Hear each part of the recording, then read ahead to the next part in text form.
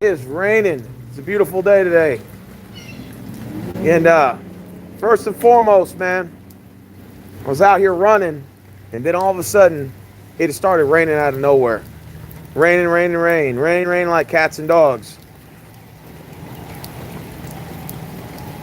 But anyways, so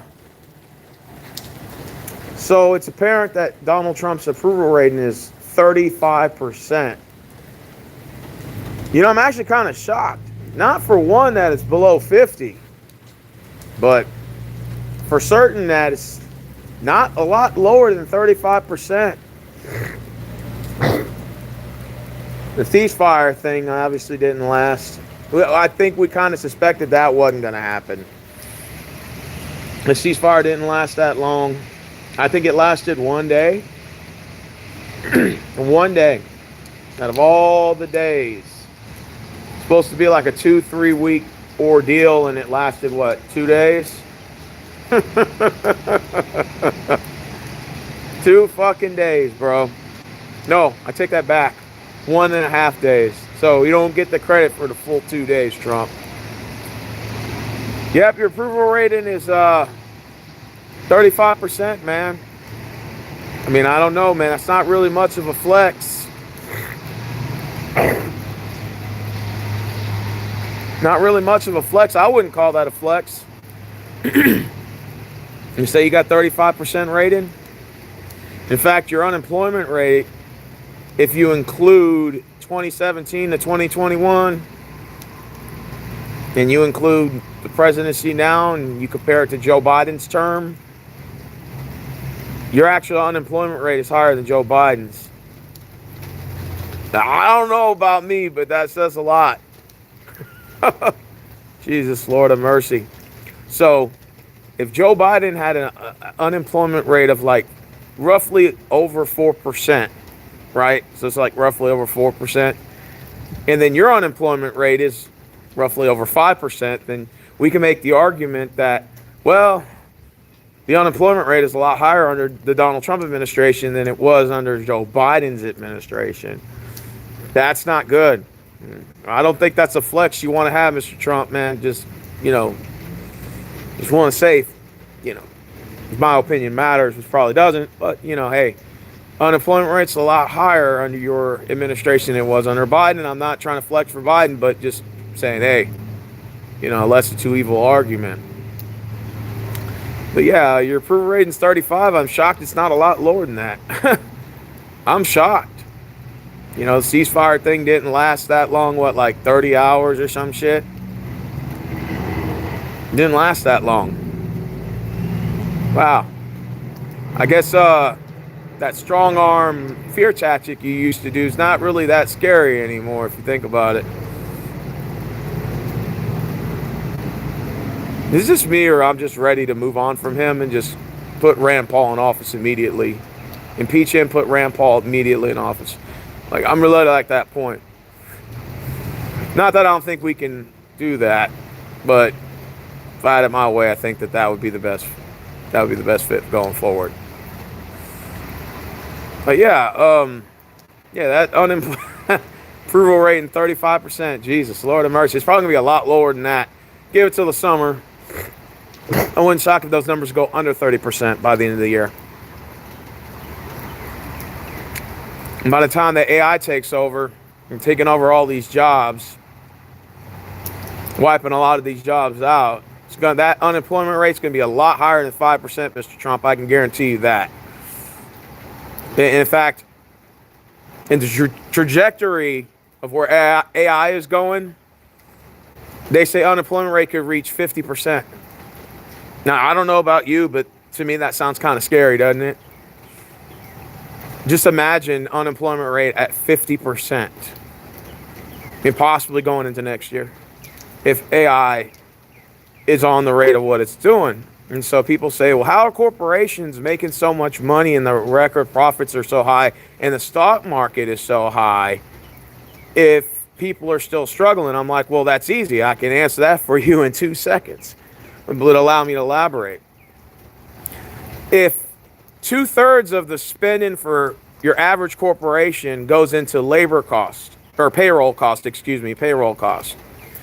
So if you eliminate, let's say if AI can knock down 66% of that payroll tax down to, or the payroll budget down to, let's say 40%, well, then you got what? Another 26% that you just literally saved. Where do you think that's going on? That's going on profit. That's where you hear about record profit. The easiest employees to fire are the ones you can't even hire, or the ones that you don't even have to hire. Which means is you got a lot of college students right now that are going to college, pursuing degrees, and most of them are not going to get hired. That's the trajectory it's heading in. It used to be if you got a college degree, you had an opportunity. You had an opportunity, and of course you had the hands-on training. You went and got, some voluntary work, and, you did some, to beef up your resume. You were guaranteed at least something. At least that was the way it used to be. Now, you're just going to have all these college students with degrees, and they're not even going to be able to get hired because AI is going to be replacing a lot of these jobs. And so if they reduce that payroll tax down by 26%, 30% margin, well, that's going in the record profit, right? So then these corporations are making, of course they're going to make record profits because they're not hiring. And then AI is wiping out a lot of the jobs they already have. So it just lowers that payroll down, right? That payroll tax down. So then that's where you get what's called record profits. Well, then if the profits are up, then that's going to make the stock market go up. So that's the reason why that when you look at these numbers and they say, well, wait a minute, corporations are making record profits. The numbers are very different than what it is. The people than the people out here are struggling. Businesses, small market businesses are closing down. Your average mom and pop businesses are going out of business. How does that make sense? Well, that's what's happening. AI is definitely doing its due diligence, and a lot of these corporations are installing AI software and technology so that they could be able to wipe that 2/3 of payroll down as much as they can and wipe the human element out, which are unfortunately jobs for us. Now comes the question is, how are they going to be able to pay taxes if you're not going to have people working to pay taxes? That's going to be the question. Is AI can't pay taxes, so what's going to happen there when people can't pay their taxes? Since the government loves taxes so much, well then, how are you going to pay taxes if AI don't pay taxes? So that's going to be a question that's going to be some questions that are going to be, I guess we'll know in due time once this thing sort of kicks off and sort of spirals out of control. The unemployment rate will be over 50%. The trajectory, I would say summer of 2027 in the path of where it's going to. A college degree really is not going to mean anything. Hell, the dollar doesn't even mean shit anymore. I mean, if you think about it, with inflation going up, the printing of the money, that's going to be a 250, 300% increase in inflation due to continuously printing up money. And that's if the government stopped printing up money now. They would have to literally stop right now for those numbers to remain that way. And the way it's looking, I doubt that that's going to happen anytime soon, which begs the question is, well, if you're going to print up money anyway, then why are you asking me for taxes? Why are you requiring us to pay taxes if you're going to sit here and just print up money anyway out of thin air? Which means that not only does it defeat the purpose of paying taxes, but then you're telling me that my taxes don't mean shit. And then you're telling me that the dollar I work for doesn't mean anything either, because you just keep printing up money out of thin air and just inflates the economy. That means the dollar that we work for doesn't really mean anything. So that means if you make $25 an hour, that's equivalent to $3, less than $3 an hour in today's society. So just imagine if you were making $100 an hour, you'd be making equivalent to what, $12 an hour. I know, right? So if you made $300 an hour, you're making, congratulations, you're making $36 an hour. And do the math. Math's not adding up. But again, yeah, with his approval rate at 35%, it's not really shocking at much. since he's been in office this term and his last 2 years, it's pretty much been a meltdown disaster. His numbers have already surpassed Joe Biden's in an alarming rate, which is actually sad to say. But yeah, his numbers actually surpassed Joe Biden's unemployment rate, the inflation of the dollar. You know, I'm just saying that these are not numbers that I'd flex over, you know, necessarily. It's not nothing to congratulate over. And his foreign policies aren't really working out, so that's not really good. You know, like I said, ceasefire at 30 hours. So, yeah, that's not good. So we jumped in another war. And honestly, I don't think we even know how to get out of this one. I don't even know how we have to get out of this one. But don't mind me. I'm just spewing my opinion on this. You know, don't shoot the messenger. I'm just giving my opinion to this whole thing. This is a huge, giant mess that we're in. A huge, giant mess. This was a war we should have never entered in the first place. You know, never mind, you know, the focus on domestic issues here. You know, we have to be the world's policeman once again, trying to solve world problems. Jesus Christ. You know, we have so many unsolved world problems, you'd figure out we would solve our own here first. But I guess, saving, creating jobs here, no big deal, coming up with some sort of healthcare, solution to the problems of high rising cost of medicine, no big deal. You know, trying to fix the issues of real estate and all these corporations swallowing up all your property. No big deal. You know, mom and pop business is closing up here. No big deal. You know, none of that's important, I guess.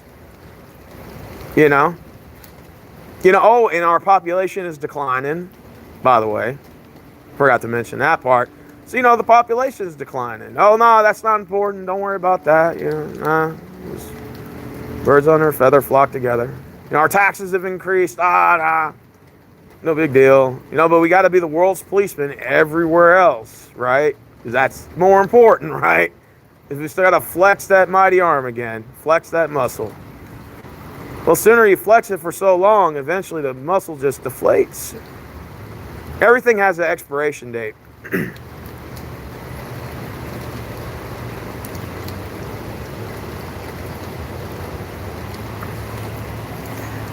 I agree.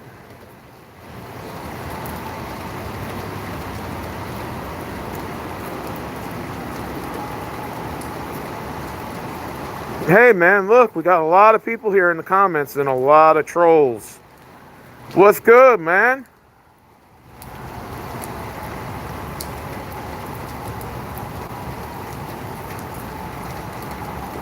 Like I said, I hate that we have to do AI for everything. Yeah. I think, honestly, with AI technology, people are going to become so dependent on it. We're going to get dumber and dumber as a society, I already see that coming, too. I already see that coming because we just depend on it so much,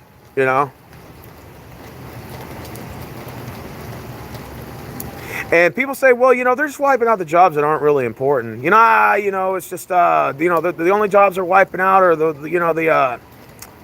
what do they call it? The unimportant jobs or whatever.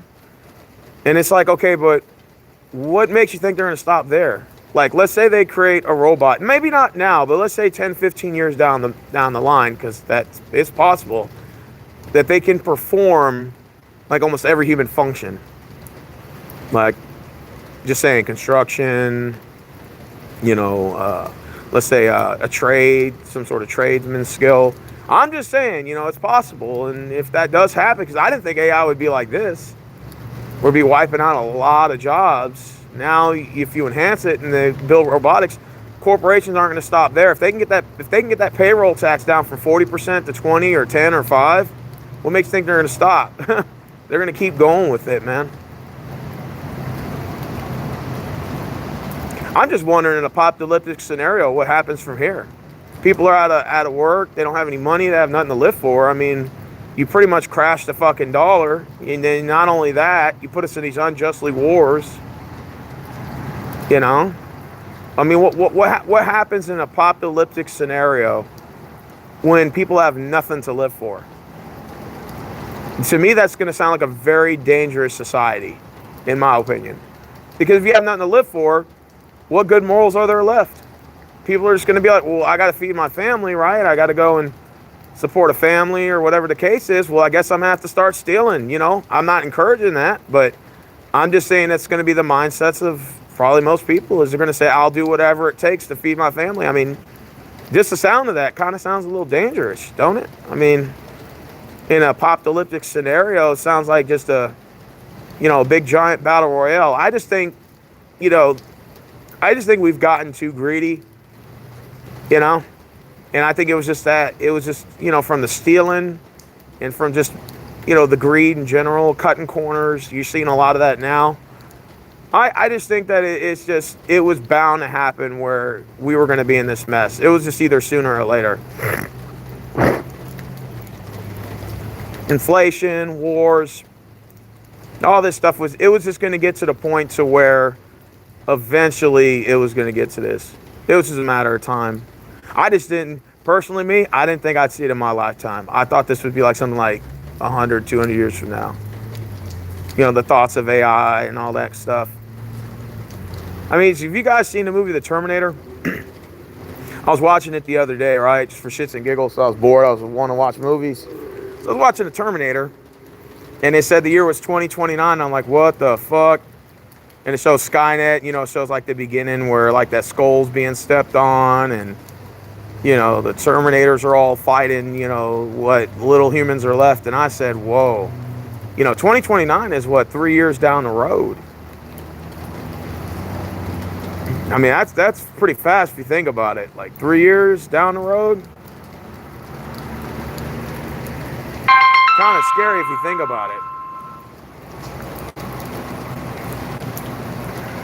3 years down the road. I mean, if that movie didn't depict like the reality of the situation we're in, yeah. It's kind of scary. I mean, maybe it may not be like that, but something kind of close to that. Like iRobot or something with Will Smith. Except Will Smith, is not smacking people, Just throwing a little joke.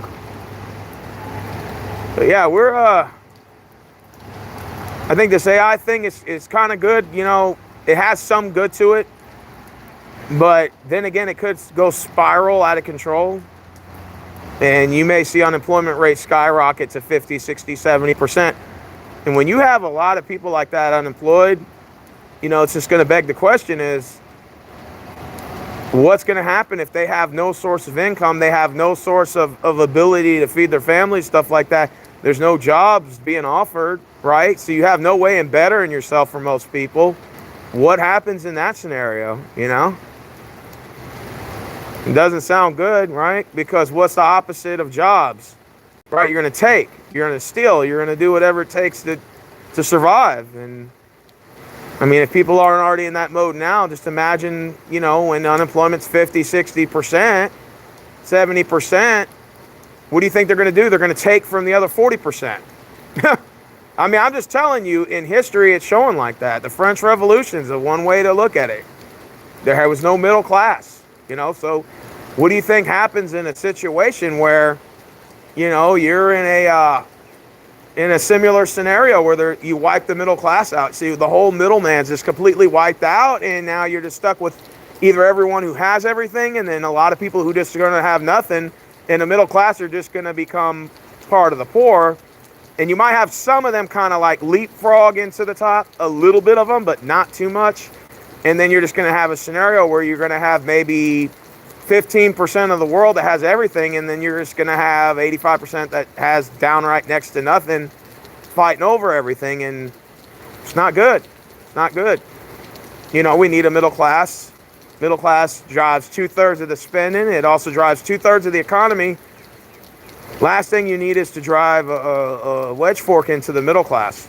And that's a possibility that could happen. Yeah, I agree. War just makes the evil class more rich. What they say, Skynet is Jesus. Coming in 2042, I have a question for you. How will the machine survive? Yeah, I agree. Yeah, the rain does look common. Very, very relaxing. That's why I'm out here. I was running and then it rained on me, so I hauled ass in here. I come my workout at this park every day, jogging, and I can't do it now because it just started raining out of nowhere. So I said, why not just make a video, just chill under here and watch the rain fall. It's kind of a little breezy, There's a bunch of herons over there trying to pick up worms and shit like that. So I thought maybe I'd watch them and make a little video here. Yeah, some people, think that I'm blaming this all on Trump. No, not necessarily. No. I think this has happened past administrations. I think this has been going on for 40, 50 years. AI's been around since the 60s. It just hasn't been as prevalent as it has now. Everything's sort of sped up in technology. So no, I'm not blaming Trump. I think this was bound to happen. I think it's like I said, politicians have been stealing money and then you have all these wars, you have all this corruption, and then now you have people that are trying to make it to the top that are like, well, the only way I can get somewhere is to be degenerate on social media, or I have to find ways to steal in my own community in order for me to get ahead. That's just what it seems like most people are doing now, because it's just the easy thing to do to make money. And then remember inflation, our dollars deflating, they're printing up money and all this stuff. And then you got AI, and it just seems like, you got our country's $40 trillion in debt, credit debt's, I think, over $15 trillion. The housing market is a disaster. It's a joke. And it's not good. This is, I think it's at a time now where, it's just spiraling out of control. Our taxes have gone through the roof. It's expensive just to go out to do basic things, to eat, to go enjoy a movie. Kids can't be kids anymore. They can't have that same experience. They can't go to the movies and shit because it's fucking $80 for two people. It's just crazy.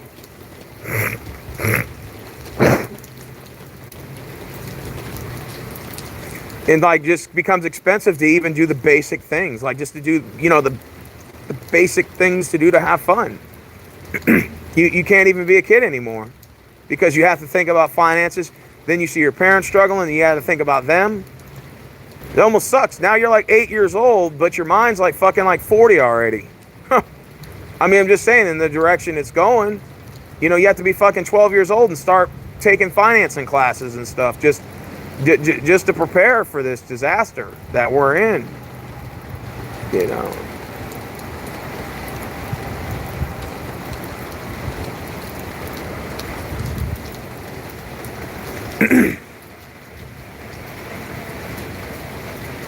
I agree, Mr. Boston.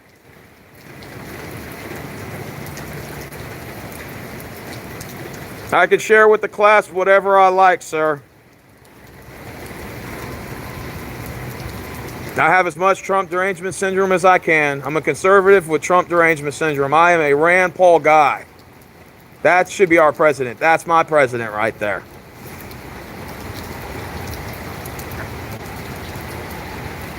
Everything I just stated in this video is actually factual.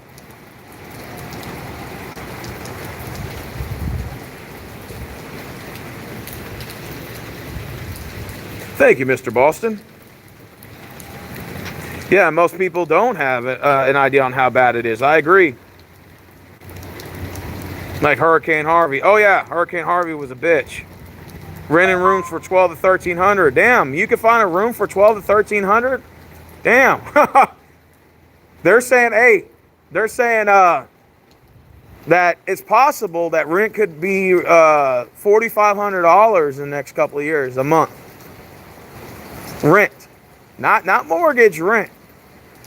And just think about it. A used car is, I've seen used cars in the parking lot that costed more than a brand new whip, which almost defeats the purpose. Why am I going to buy a used car for if I can just, buy a brand new one? It's crazy how everything is just kind of spiraled out of control. You know, the whole COVID thing, shutting down the country, that should have never happened. You can thank Donald Trump for that, by the way, because he was the first one that initiated that. Go back and check the tapes and who was under the presidency when the first stimulus was signed. You can thank Trump for that one, and you can thank Biden for the other two.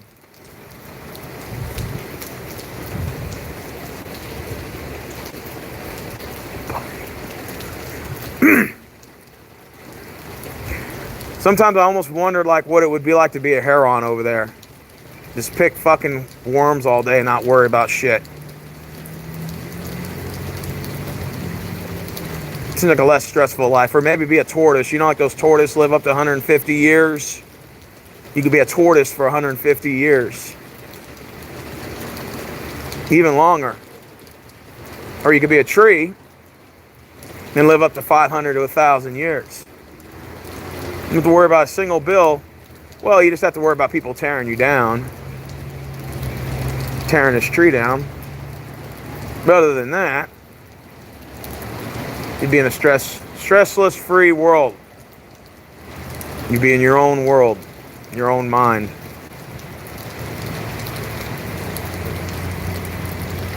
Well, I appreciate you. It is at 35%.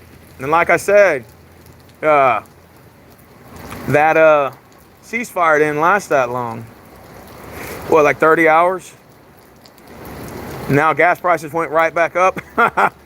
It was like at like 340. Now it's jumping back up to like 390. I'm like, yeah, I knew that wasn't gonna last.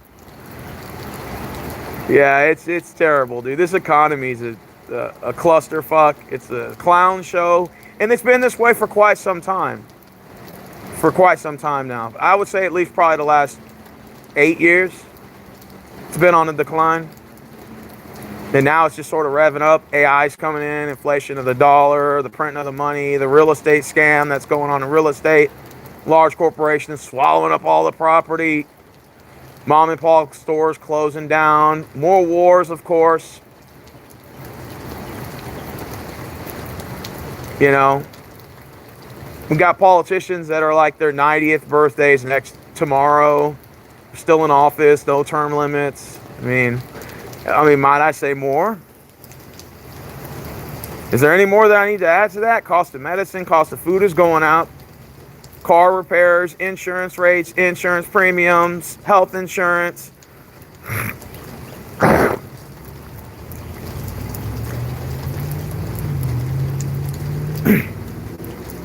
Anything else I forgot to add? Anything else I forgot to add?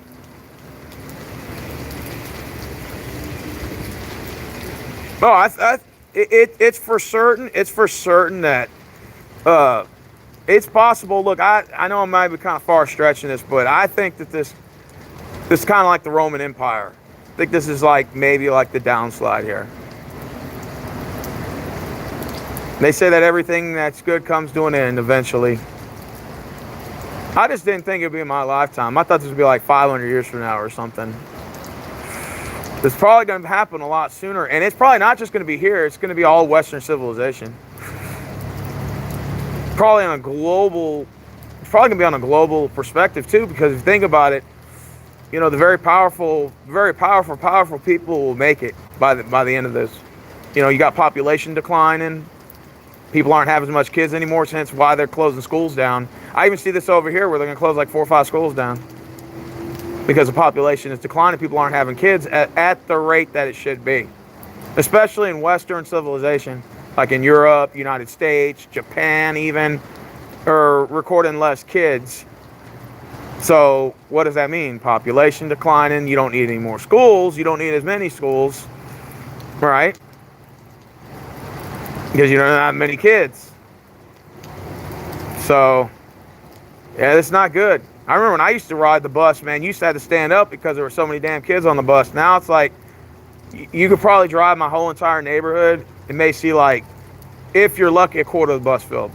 If you're lucky, and that's on a good day. You know, the lines used to be real long at these schools to pick up students. Not so much anymore. Now it's less and less. You can almost go right in and come right out. not good. It's not good. Population decline. You know?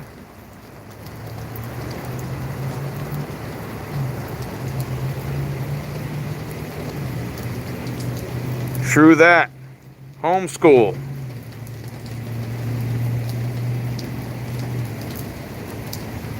He's democracy, Mr. Trump. He's been saying this for 45 years, but it's not a new thing. Yeah, we shouldn't be printing up money. Every time we print up money, it goes to shit. So the dollar doesn't mean anything. Like, because you keep printing it up. You leave the printers running. So basically, this dollar that you make doesn't mean anything anymore. Because then they just print it up out of thin air. And then they just give it away. And then not only take our taxes from us, but then they misuse our taxes in our face. So you don't even know where your taxes are going. If they're even being spent at all.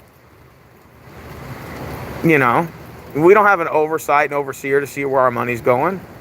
Who keeps an eye on this money? We just have to trust that where our taxes are going, it's going to these good causes, but we never see any of that.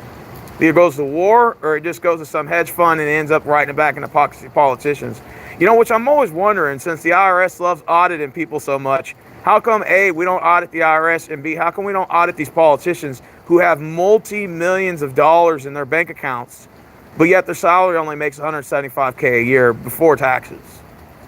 I'm just curious to know, because it's like the IRS just loves fucking knocking on our doors to check out, to make sure our balance is budget and we're following the rules. But yet none of these politicians are held to the same standard, and they're never audited. It just seems like to me it's kind of crazy if you think about it. How are they worth so much money? You know, all these politicians, you know, from Trump's $3 billion in cryptocurrency last year, so I find that very hard to believe, to Joe Biden's some best-selling author, and he wrote a book and made billions. Dude, no. They're stealing money, man. Kickbacks, bribery, you know, large donors and stuff. You know, how come the IRS doesn't audit these people? I don't understand that. That's just because I guess the IRS is scared that they're going to fire them, maybe, if they start auditing these politicians, you know, especially if they're in power to write laws and legislation, which is why I call for term limits. Been called for that for a while, and I've been calling for that for the last 10 years. I mean, term limits. You know, I don't know if these politicians found the fountain of youth, but they're like 90 years old. They just never die. You notice that? They like never pass away. They just get old and their just bones are just falling apart. And it's like, they're just still alive. It's like, dude, like, what the hell? Like, I'll be lucky if I make it to 60. And these guys are probably going to make it to probably 115, 120 the way it looks.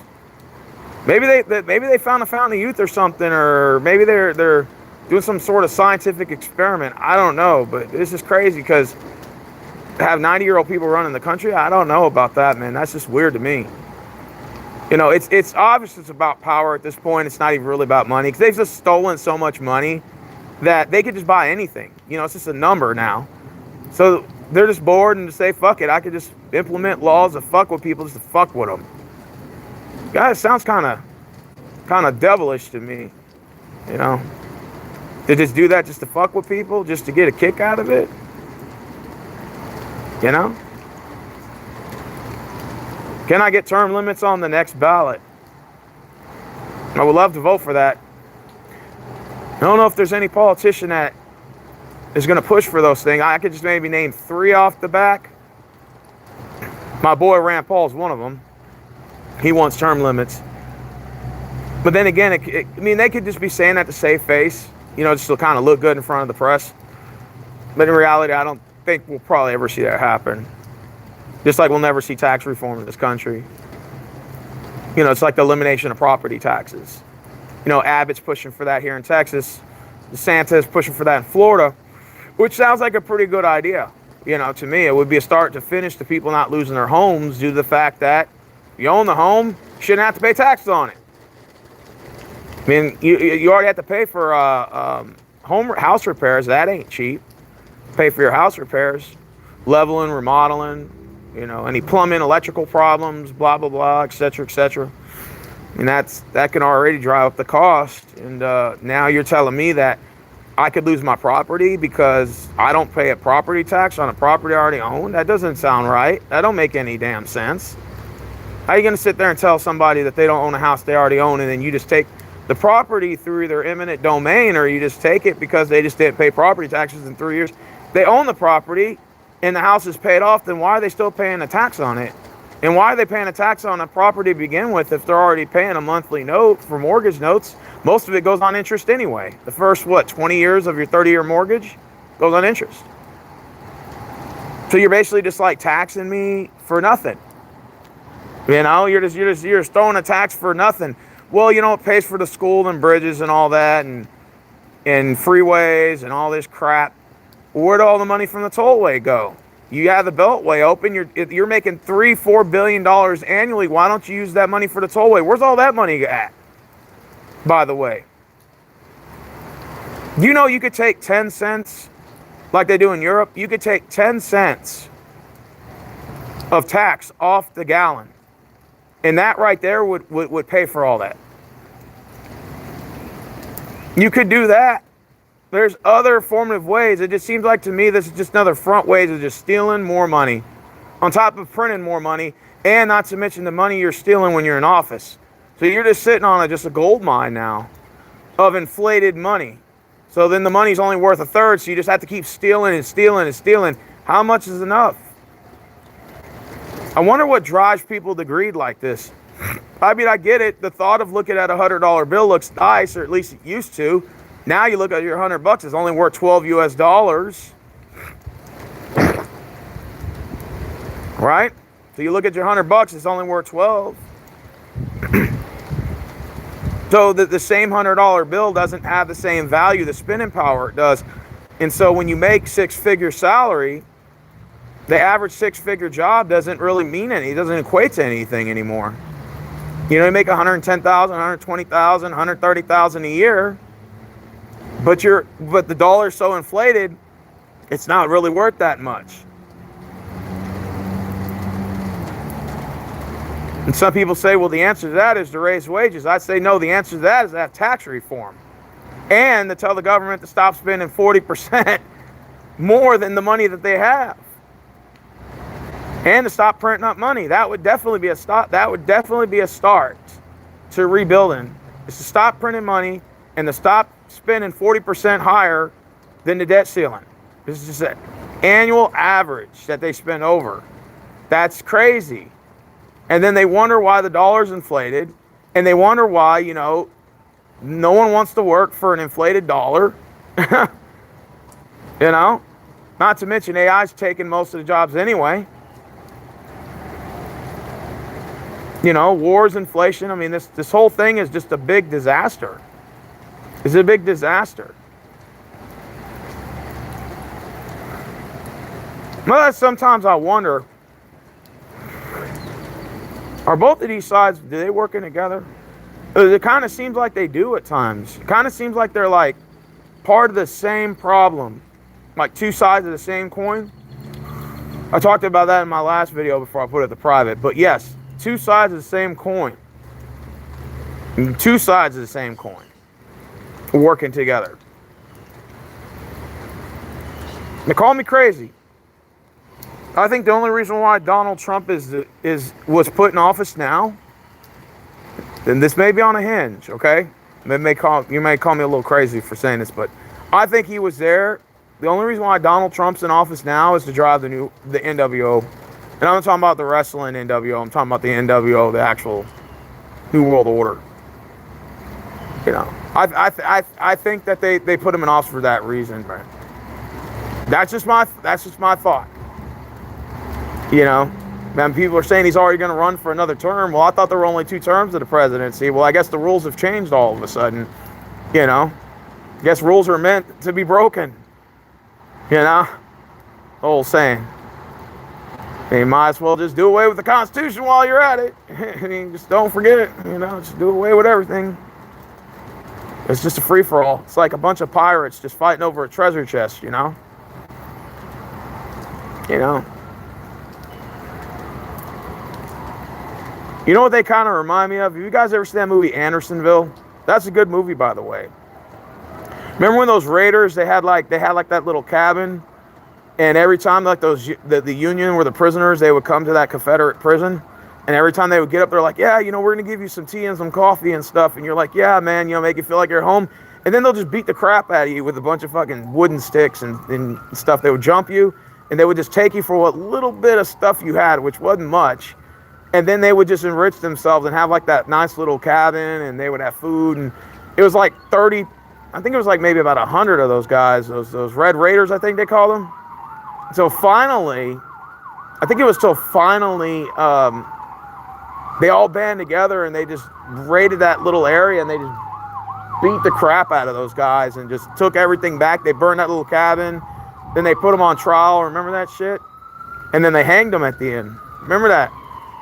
He's like, you're not really going to kill us, are you? He's like, yeah, we are. We're going to kill you. Yeah, we're going to hang you. You know, of course we are. You know, it kind of like, if you think about the world in a big perspective, it kind of reminds me of that movie. A lot of similarities.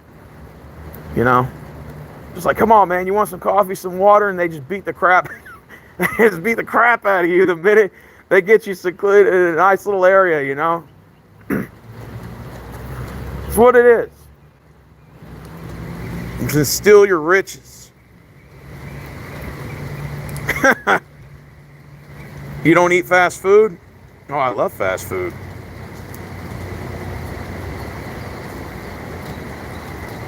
That's what I think, man. I think they all stick together, man. I don't think there's... I don't think that there's any... Once again, I don't think we have two sides anymore, Republicans and Democrats. This is what I think we're at. And Democrats are way far off the rocker. We already know that. But the Republicans really aren't that far off either. I think they've sort of taken a liberal stance now. I don't think they're really conservative anymore. Not the party I thought I was part of back in 2016. I think it completely has changed since then. I think it's just been about cutting throats, cutting corners, protecting large corporations, taxing the middle class out of the market. Now they're also all of a sudden pro-war all of a sudden. I thought it was just the Democrats who were part of that. I guess, you know, that's their pro-war as well. You know.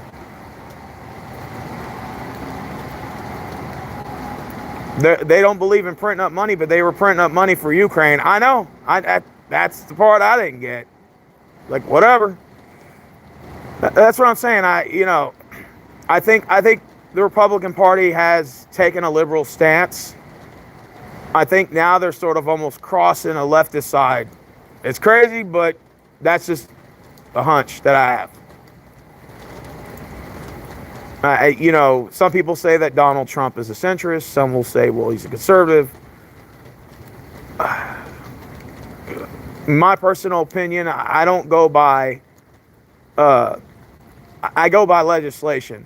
And based on Donald Trump, if you look at the way his legislation with censorship bills, keeping the country ran under Democratic legislation, and that goes from the 2016 election till the current one, pro-war. Yeah, I mean, everything would suggest to me he's still kind of leftist, in my personal opinion. Maybe I'm wrong, but it seems like to me like he's still kind of part of the Democratic Party.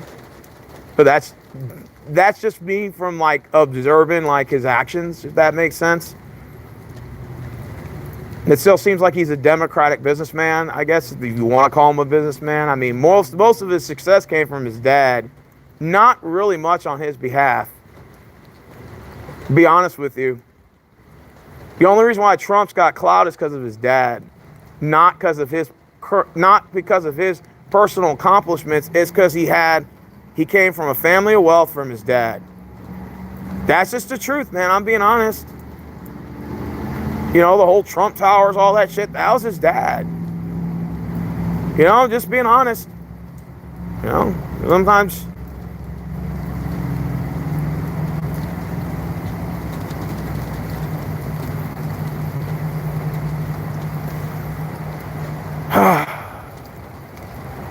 The only time I get to enjoy myself today is enjoy a little rain, and then later I'm going to go watch Lee Cronin's and The Mummy. I thought it was going to be another knockoff spin-off of the one with The Rock, or the one with, what's his name, with, what's that guy's name? Not Brandon Fraser. Was that it? Can't remember. The old school Mummy. But like, I guess it's supposed to be a new one, so I might go check that out a little later. Then I'm going to go watch my Rockets probably lose to the Lakers tonight, because I heard Kevin Durant's not playing tonight, so it's really no sense for me to watch the fucking game. There's no sense for me to watch it, because it seemed like to me like it's already over. So no sense in watching it. So I'll probably just go, you know, take what little dignity I guess I have left and little energy I have left to go watch a movie while the whole world just crashes. And I'll just enjoy the dollar until it collapses in a couple of years. For what's left of it.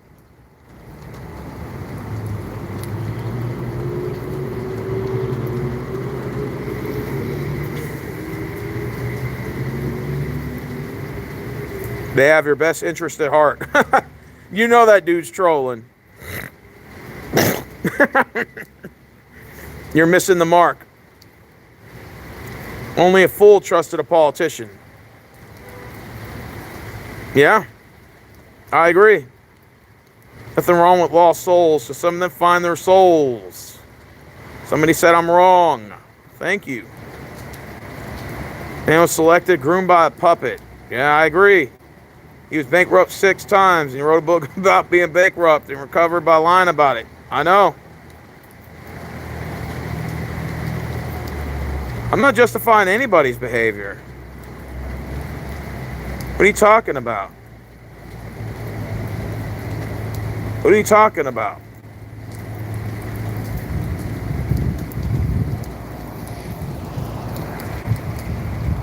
I'm just enjoying the weather. It's beautiful out here, isn't it? Isn't it? The rain's all pouring down. It's a little nice and breezy. It's kind of cold out here, actually. It's April, but it doesn't feel like April. It feels like January. You know what I'm in the mood for? Cauliflower pizza on gluten-free crust. That's what I'm in the mood for right now.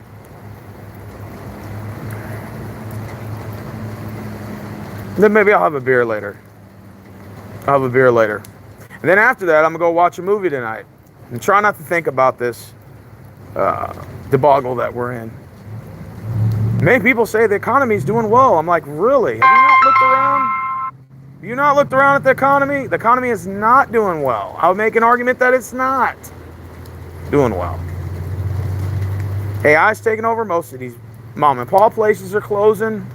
Hell, the pub Fountains in Stafford just closed down recently. One of my favorite places to go to. Just recently closed. They went out of business.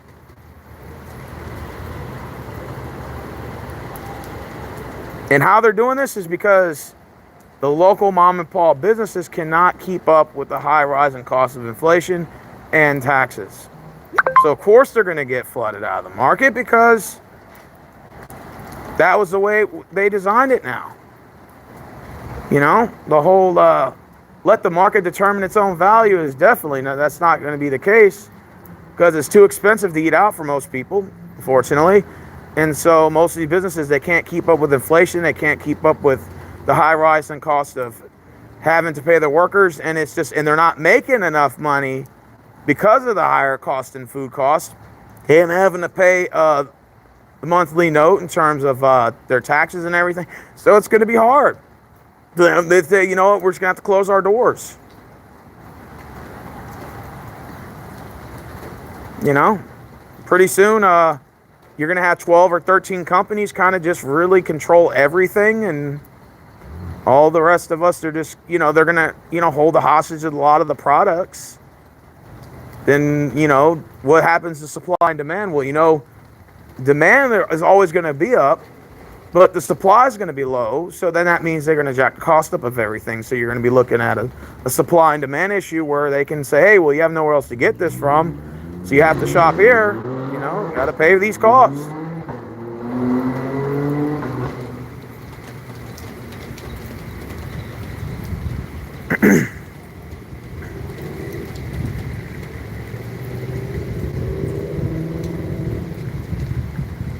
Mm-hmm.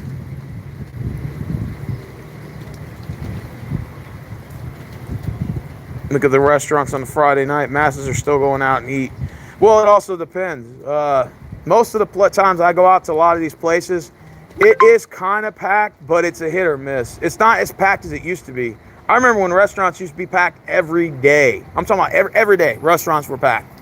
Movie theaters were packed every day. Malls were packed every day. Hey, now it's just you have to, you know, hit it on a. It's like a hit or miss. You know, weekends are mostly packed, but now even that's a hit or miss. You know, you can see people are now starting to have to make decisions saying, well, what's more important, paying the rent or maybe going out to eat or being able to go out to eat twice a week? They're probably like, fuck it, I can use that money for the extra rent and the higher rising cost of rent. You know, people are having to start to make those tough decisions, you know. That's why I kind of feel bad for today's like average teenager. They don't have the same excitement or fun that their parents used to have when it was like a delicacy.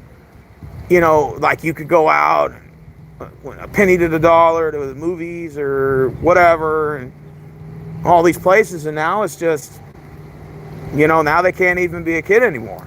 It's like now everyone has to be an adult the day they were born. You know, what's the fun in that? You know, they say, well, kids shouldn't have to worry about their parents' stress or worry about their parents' finances. That's true, but in this economy, the way it's going, looks like they're already in that. It looks like they're already in that cycle. Like they're already having to start thinking that way. You know? You know, it's weird. I go to the movies once a week because I still like, there's a slimmer hope in me that the movie industry will pick up again, even though I know that's probably never going to happen because of the, you know, the streaming and everything at people's house, you know, they do at home. I was talking to this kid, he was probably about 20, maybe 19, and he works there. And he was telling me, man, my parents told me back in the day the movie theater used to be packed and everybody used to go up here and have fun. He's like, man, this shit sucks now. And he was like 19 telling me this. Intelligent guy, by the way. Very intelligent young man. And I was like, yeah, you're right. I'm like, back in the day, the movies used to be fun to go to. I was like, now it fucking sucks. You know, you can go to a movie at any time. Hell, even sometimes on weekends, unless if it's like a Marvel movie or, you know, or like maybe some Disney movie like Mario or something, or, you know, Mario Galaxy's out or something. No one's really going to the movies anymore. So, you know, yeah, I was like, it fucking sucks. So he told me, because no one can really go out and afford to eat or afford to do anything, on his days off, he just comes up to the fucking movies and watches movies. That's all he does. And I said, damn, that fucking sucks, man. I said, you can't even be a kid at 19. You know, the club scene is just terrible now, I heard. Like, no one's going clubbing anymore. You know, those things used to be real cool back in the day. Now it's just like a distant thought memory, you know?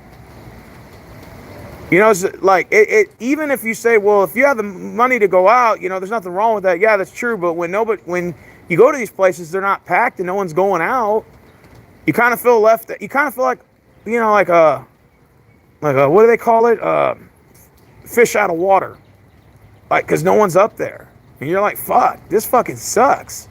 So even though you have the money to go out and stuff, you just feel like, well, damn, it's not packed. Hardly no one's up here. This sucks.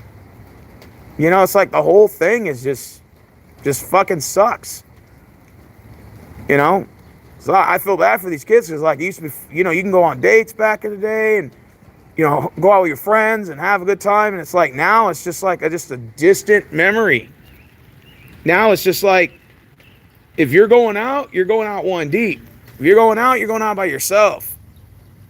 It's like, guys, and then even the dating market now sucks. Like, no one's going out on dates hardly anymore unless they're already in a relationship or they're married and they've already sort of been grandfathered in. Mainly older couples. But like, you don't see too many couples now like just going out on first dates or second dates anymore. You don't see none of that shit, bro. None of that shit. Like, movies are nothing. And the things I hear is that it's just too expensive to go out and it's just not worth it. I'm just like, damn, how, the world has changed. This is doom baiting. Not true. The garbage is awful. I haven't seen a good movie in forever. Even the Alien versus Predator movie. Believe it or not, there were some good movies this year. Really good movies that came out. The one, Obsession, I want to see that one. Where that guy makes a wish for that girl to fall in love with him, and she keeps harassing him. I'm kind of curious to see what happens there. I think she's going to end up killing him, but that's just my personal opinion. Usually horror movies like that don't have a happy ending. But it's like, be careful what you wish for, what it sounds like. To me personally, I want to go see that. And then you got that Scary Movie 6 with the Wayans brothers.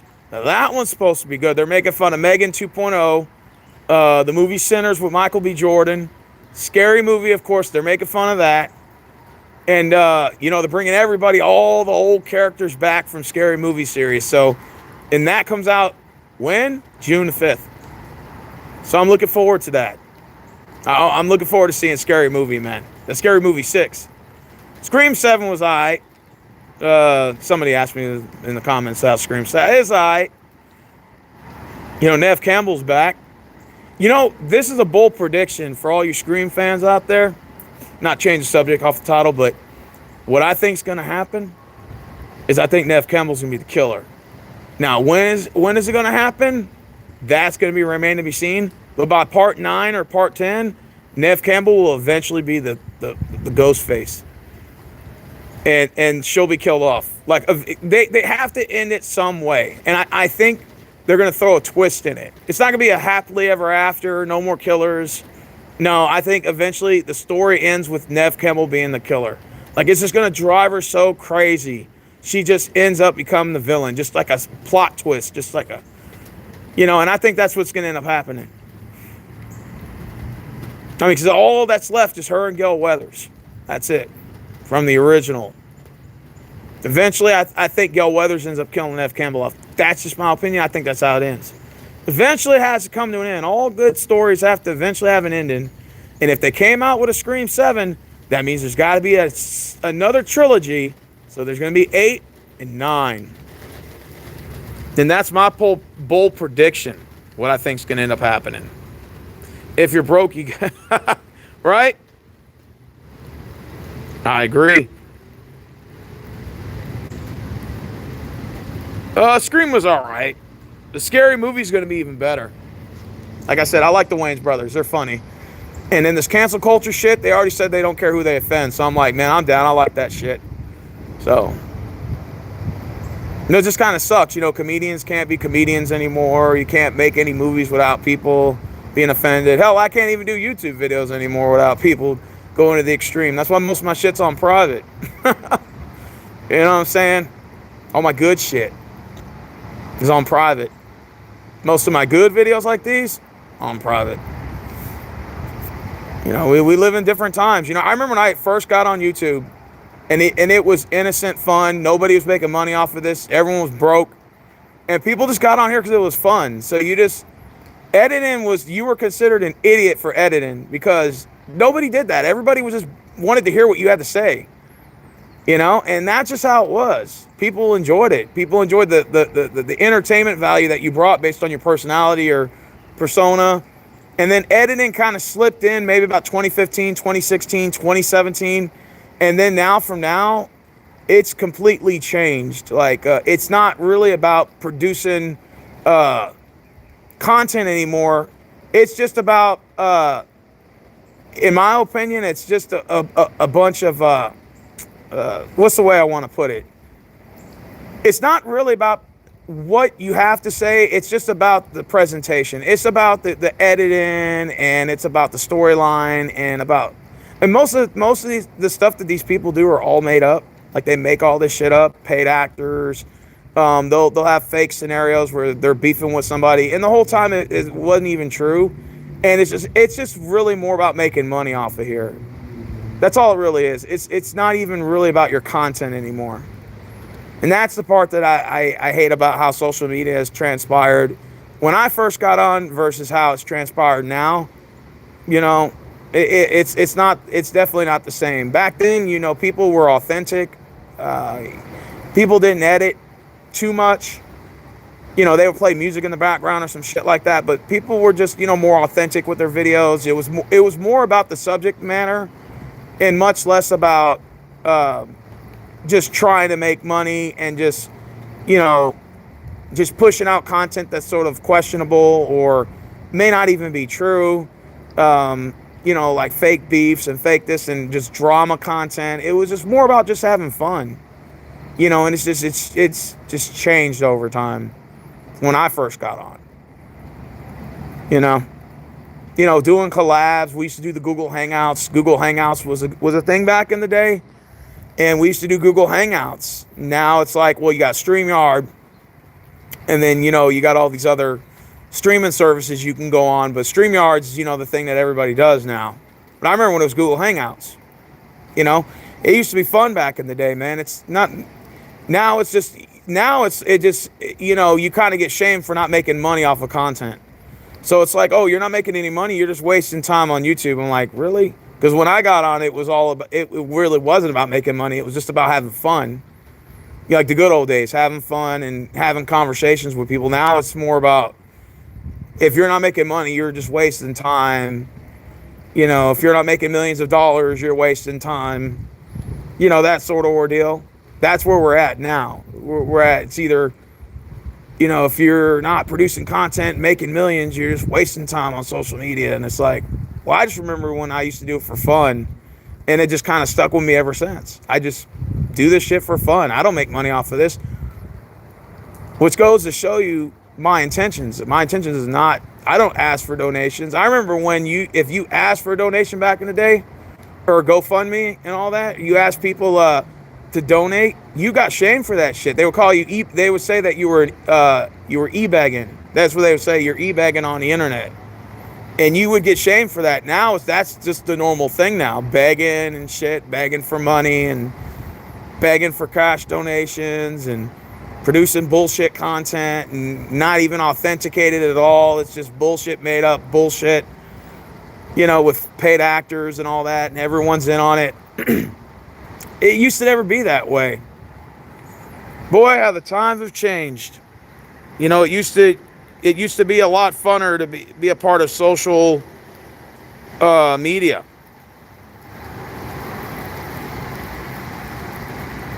Yeah, I agree. TikTok, TikTok's like I said, TikTok's the way they make money. But you know what I'm saying? You have that.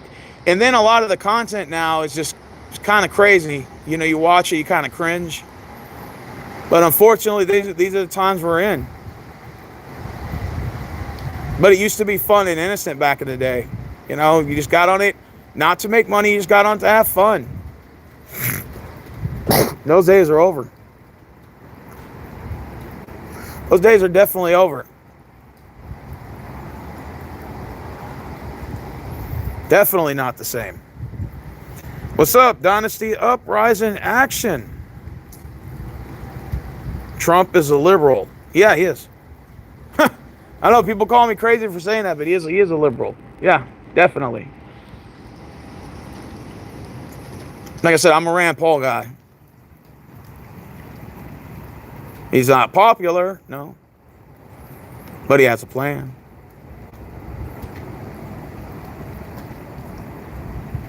Other than that, I'll just go vote for those herons over there that are over there eating. There is one duck over there, by the way. I might just go vote for him. Look, they're bathing in the water over there.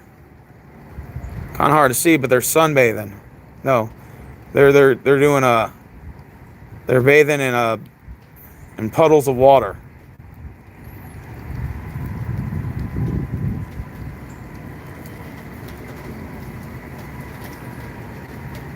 Yep.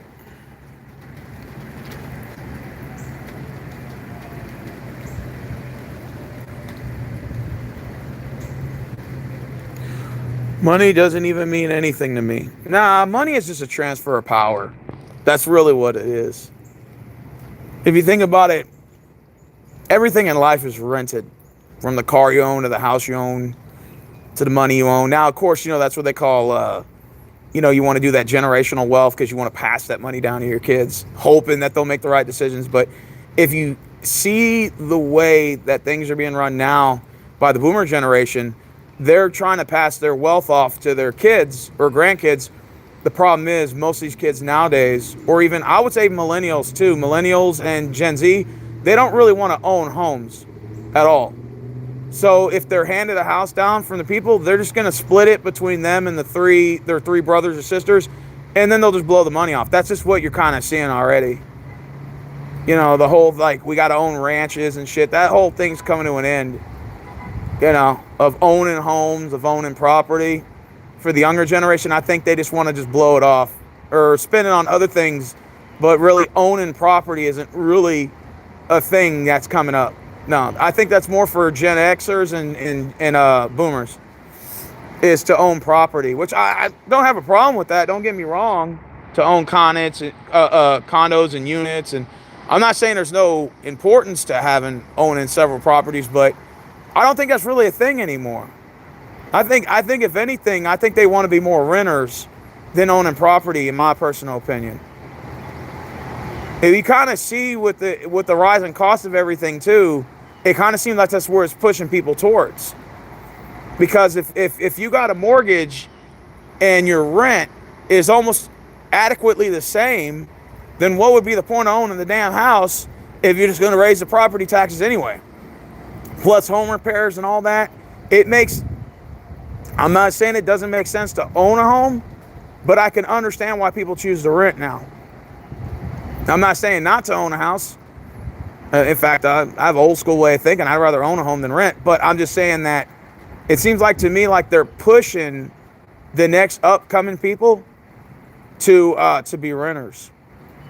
If you think about it, not really to own a house. And if, let's say, you pass the property down to your next of kin and they don't have the money to, or they don't have the substantial income to be able to keep up with that not only the house repairs, the property taxes, but also the rising cost of living that could raise the cost of maintaining and upkeeping that property, they're probably just going to sell it. Say, fuck it, I'll just sell it and keep the 200 grand or 300 grand and just rent or what I see people now doing now from what I've been observing is people are downsizing, going up, doing like RVs, RV park, maybe owning like a piece of property and building a cabin on it, maybe raising some cattle and, try to get that ag exempt.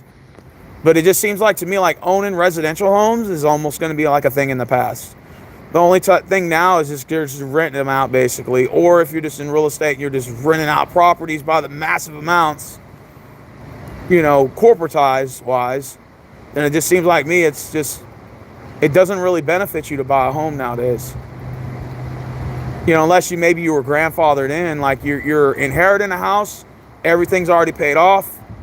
You got taxes are low for now, or taxes aren't high enough for now, and you can sort of keep that property. Yeah, but I don't know. I just don't see many people being pushed to buying homes anymore. It just seemed like this thing in the past. Now it's just about renting. Most people I run into, they're renters now, like renting homes.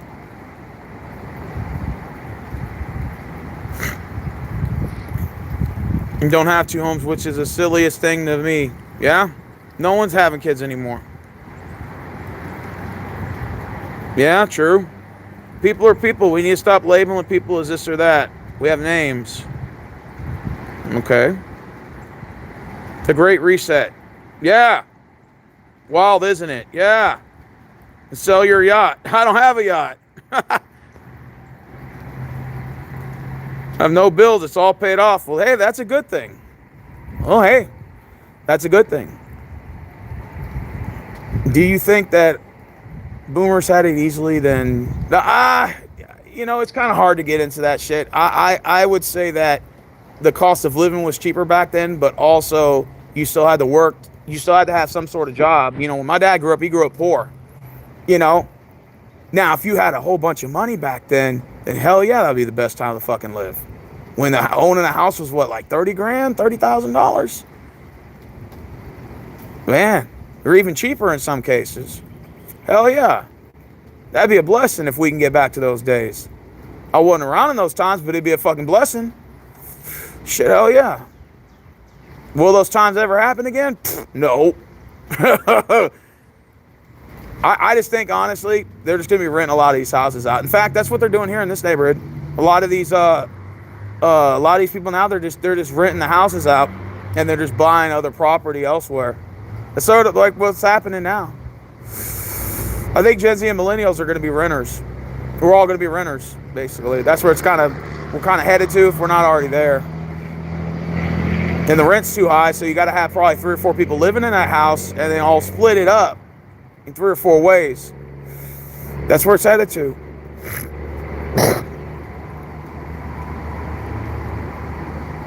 That's where it's headed to.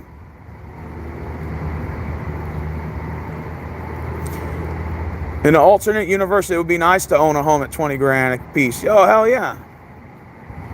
Hell yeah, it would be nice. What would your payments be a month? Like $500? Hell yeah. That'll never happen. Not in this time. It would be nice. What are some of your ideas to think the way to turn around this economy? Well, first and foremost, our government would have to stop spending 40% over the debt ceiling. That's definitely the thing that we need to stop. Number 2, stop printing up more money that we don't have. Number 3, tax reform. And number 4, term limits. You know, this would be like a startup kit to turning things around, you know. And then, of course, there's other issues, you know, that we can address, you know, after the fact. But I think some of the main focal points is, you know, tax reform. Like I said, term limits is another good idea. Those are just some ideas that I have that I think, you know, common people have already been talking about for a while. I just think we need to actually have it on the ballot to vote for, you know, whether it's midterms, whether it's the main elections, primary, whatever. Get it going. Stop a lot of this corruption, you know. Like I said, I call for military tribunals. You know, that's personally what I call for. A lot of these politicians to be put on trial and tried for crimes against humanity, treason, and war crimes. That's my personal opinion on it. But I doubt that's ever going to happen. That's like the Epstein file thing, you know, hey, are you going to start prosecuting a lot of these guys or whatever? I doubt that'll happen. In an alternate universe, it would be nice, but I doubt that'll happen. Did you see Bill Clinton when he was looking at them photos? See how perverted he was? Jesus Christ.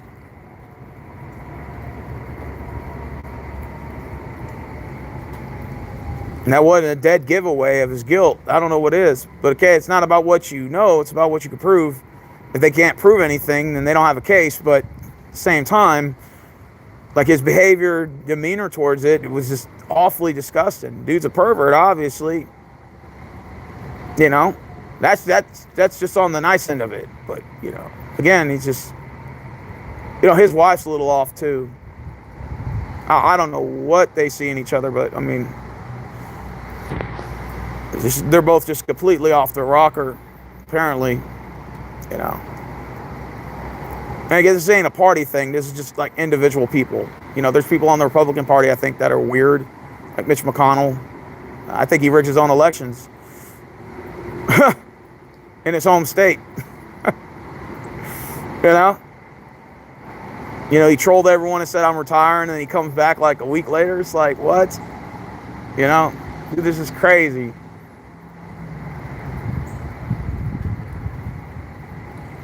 Yep. Yeah, we're in serious problems right now. I just state my opinion, that's all. Biggest oligarchy.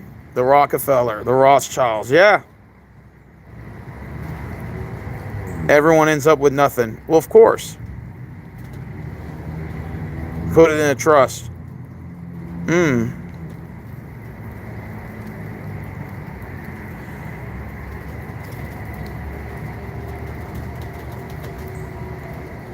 But build at your own cost. The leaders don't care about. Well, they don't care about none of us, unfortunately. But I appreciate all you guys coming on here. Like I said, I just give my opinions on all this shit. I'm just a nobody with a cheap fucking phone that just gets on here maybe once a week and rants and then goes about my business, about my pathetic life. I pay no mind to me, man. I'm no important celebrity. I'm not trying to get big or anything like that. It's not my goal. Maybe back in the day when I used to really go hard on this shit, yeah. Now it's like, this is just for fun, man. This is just for fun. This is saying nothing to cry over. At the end of the day, things are going to keep going the way they are. I just state my opinion about it.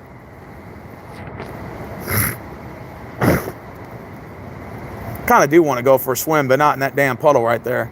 Maybe a pool or something, but it's so damn cold out here right now. The minute you dip in that pool, you're not going to never want to get out.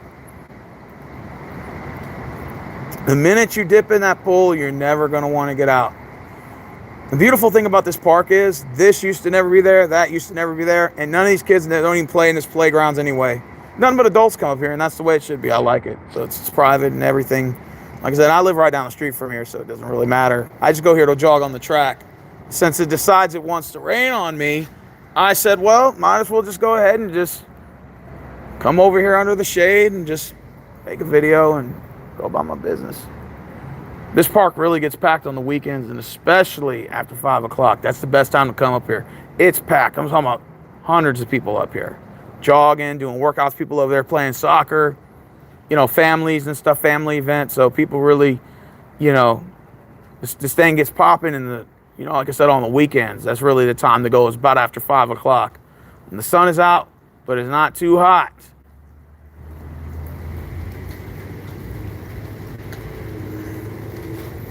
Yep. You'll take $4 of gas? Wow. $4 of gas.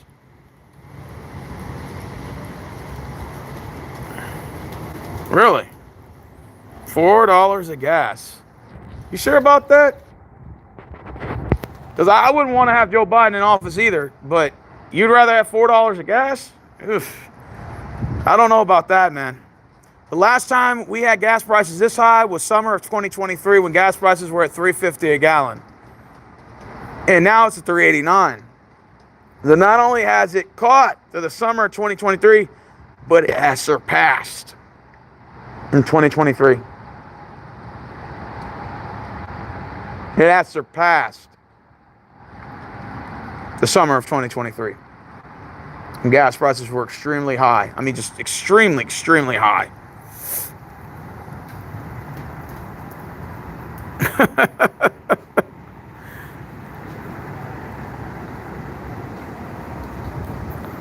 If you don't want to work out, why do you come here and talk about how you're just fat and lazy? Stay home and get off the internet. I do work out. What are you talking about? Now you're just trolling for no reason. You're making absolutely zero sense. What you just said made no sense, bro.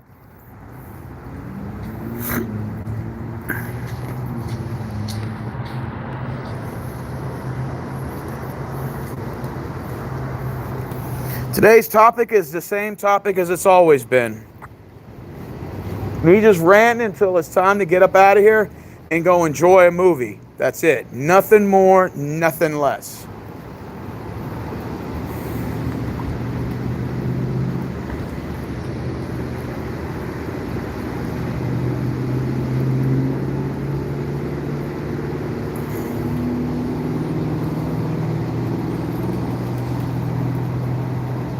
I'm not saying Joe Biden was good. I don't know where people think that I'm defending Joe Biden. I've never defended Joe Biden a day in my life.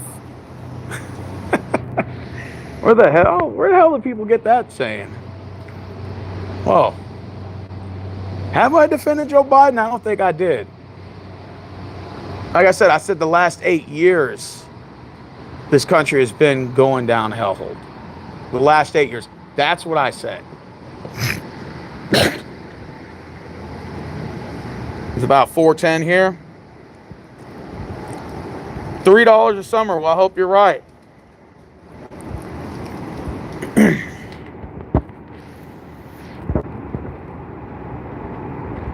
I don't think anybody should be kidnapped. 99 cents a gallon. Now, in an alternate world, that would be nice. If we had 99 cents a gallon gas. That would be real nice. Now, do I think that'll ever happen? No. I hope so. I hope you're right. Maybe I'm wrong. Well, if it's 99 cents a gallon, I'll definitely make a video about that. When was the last time it was 99 cents a gallon?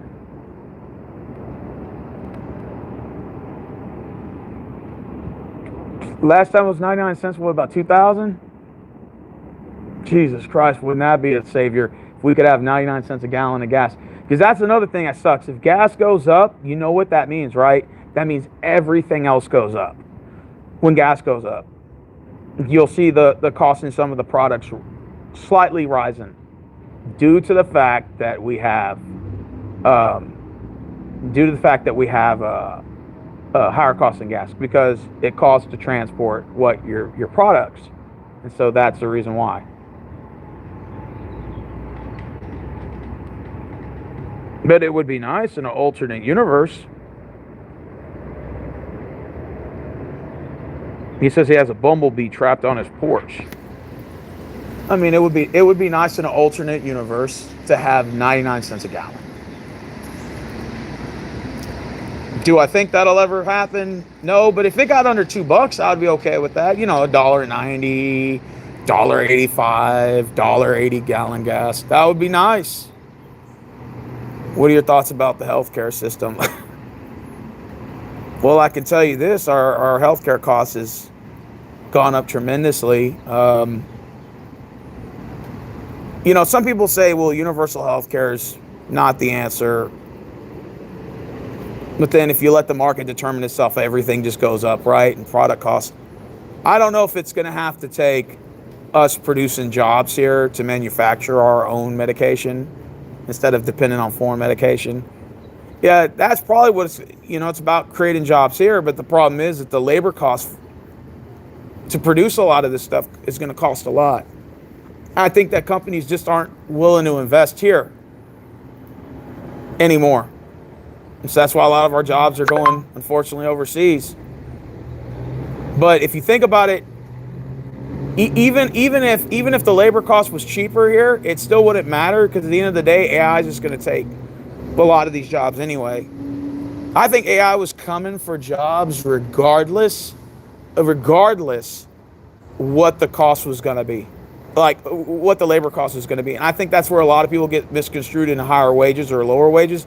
Is there's like, well, AI was a result of higher wages. I'm like, it's not necessarily true, because AI has been around since the 60s.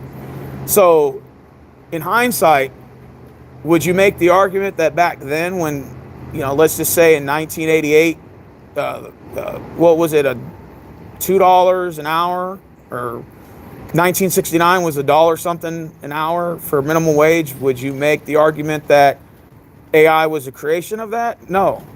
I think that it was just around, and it's just. Now, could you say, well, the higher wages are gonna cause it to go faster? Maybe, yeah. But I think either way, even if people said, "Well, I'll work for $4 an hour," I still think that they're gonna replace all these jobs with AI. I just think we're at a point of no return right now. But if you think about it, if we weren't printing up money and sending it to other places that had no business touching it, then we wouldn't be in this position to begin with.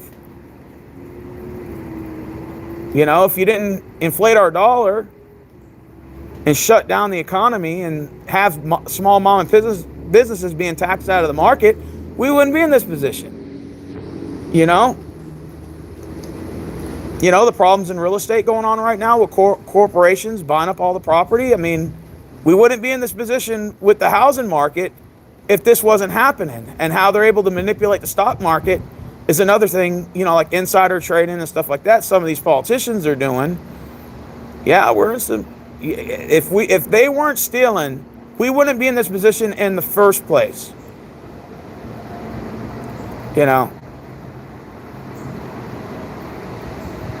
If they weren't stealing, we wouldn't be in this position in the first place.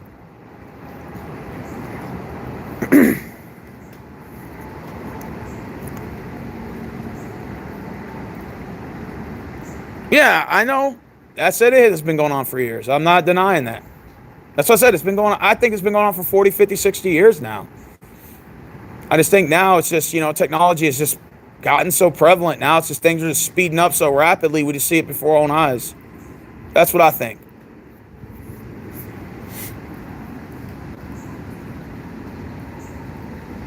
I'm not acting like this is something new. I know this has been going on for a while. It's just because I'm talking about it now.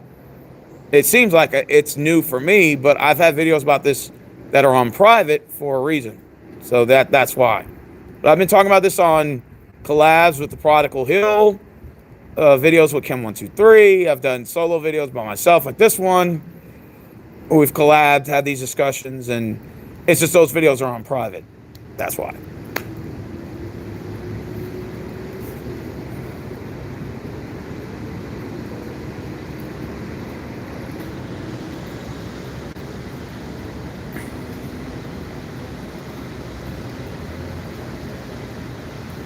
Yeah, automation is a real threat. Yeah. Absolutely.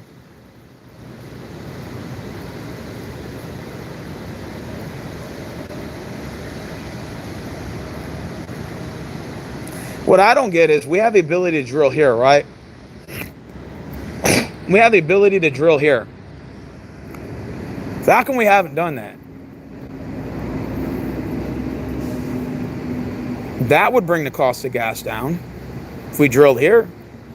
Not only would it produce more jobs, but it would produce more jobs, and we would have the ability to drill here. It would bring gasoline costs down. My question is, why haven't we done this yet? Under any administration, why haven't we done this? Why haven't we drilled here to bring the cost down?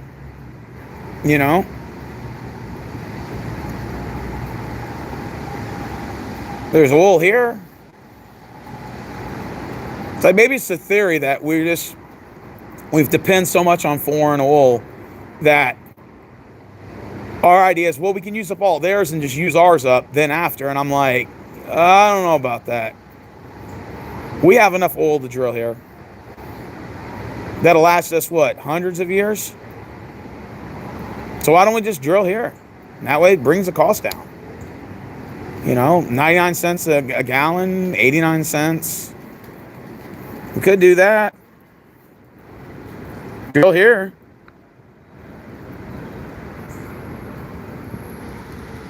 Just saying, we could do that.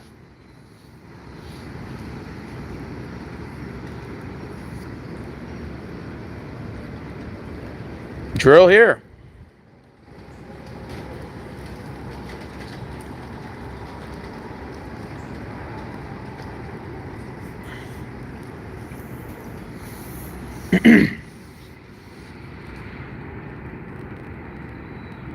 Yep. Trump needs to work on the prices first and fix everything. So, question: how does this end with the Iran situation? I want to get y'all's ideas on that. Well, how do y'all think this ends? Ceasefire just ended. Like a day and a half? How does this end? How do we fix this? How do we ensure that we don't jump into another war, sort of like a knee-jerk reaction? How does this end? Because to me, my personal opinion, we should never got involved in the first place. I think this is something we definitely shouldn't have gotten involved in.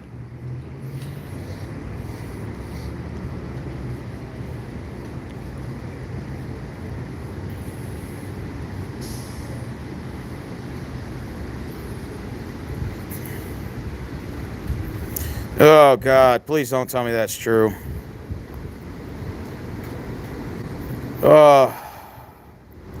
Well, I didn't vote in 2024, so you must be talking to someone else. Next time, think about who you vote for. Yeah, you might want to tell that to some other people because I didn't vote. I sat this one out, and I also didn't vote in the midterms either. There were just recent ones. I didn't vote in that one either. Like I said, what do I want? Term limits and tax reform. And if I don't have a presidential candidate that's going to fight for those things, I will not be voting at all. I will not be voting at all in the 2028 election either. So, but you know, my decision's made on that. So that's why that's why I'm sticking by that. You know, that's where I stand on the whole thing, in regards to you know where I'm based at. Term limits, tax reform. You know, I need a candidate that's going to push for those things. If not, then I guess I just won't be voting again. You know. But those issues may not be important to most people. I think they're very important. Maybe that's just me. I don't know. I think they are.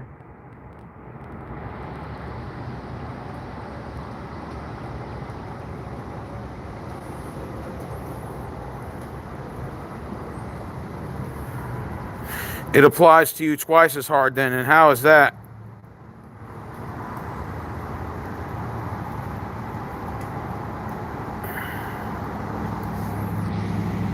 So how does it apply to me twice as hard? Explain that to me. I didn't vote. You said first, apply that for who you voted for. Well, first of all, I didn't vote. So how does that apply to me then? What if I told you our votes don't matter? What if I told you that? What if I said our votes didn't matter?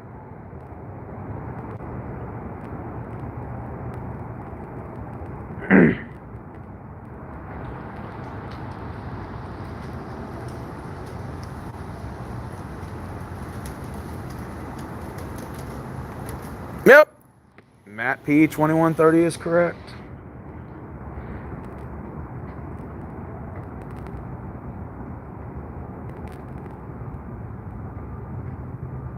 Like I said, how does it apply twice as hard to me if I didn't vote? Explain that to me. I didn't vote in the last election because neither candidate was pushing for term limits or tax reform. So why would I vote? So you're telling me I would still have to pick my poison either way. And then I would just be told, well, you voted for them. So either way, I guess, regardless if I voted or not, it was going to be, I was going to be ridiculed, I guess, to some certain degree. Would it have mattered anyway? No. It's not about voting left or right. It's about voting for, you know, your beliefs and stuff. Like I said, the way this economy's headed to. Now, ask me, what candidate would you pick? I would pick Rand Paul in a heartbeat. If his name's on the ballot, I would vote for him. And if he was, I guess, elected as the Republican primary, I would say, well, I would vote for him in the election. Absolutely. But I don't think that's ever going to happen. You know, it's kind of like when Bernie Sanders was running for the Democratic Party. Like, ideally, people wanted him to win. He's a very likable guy. And they were like, nope, that's not happening. So, sort of like that. I don't think Rand Paul would ever make it that far in the votes. He's always on the low end of the totem pole in terms of voter. I think he had like 3.5% votes. He averages usually about around that much. He's just not that popular. You know, we live in the what's trendy, what's popular. You know, unfortunately, the people that are more popular are not the sharpest tools in the shed. So it's easier to vote for somebody who makes a fool out of themselves rather than to vote for somebody you think that fits to your core beliefs. It's easier when somebody's more popular on the internet that has their face more out there, and for somebody who's kind of in the background, squeaky clean type of person, doesn't really have too many bad things about them or not really much noticeable, they're not going to really get a push for votes. It's a popularity contest at this point. It's about, it's about who stirs up the most drama. That's how a lot of our social media is driven. Is who stirs up the most drama. And unfortunately, a lot of people that do that, they're not the sharpest tools in the shed. But unfortunately, it's not about how smart you are. It's about what you can attract. And if you can attract people, if you can draw in a crowd, does it really matter what your intentions are? No. It's sort of like how it is in politics. Same thing. You got candidates that are running against each other. If they're very popular, they'll get attraction. It's not really going to matter what their core beliefs are, if they even have any.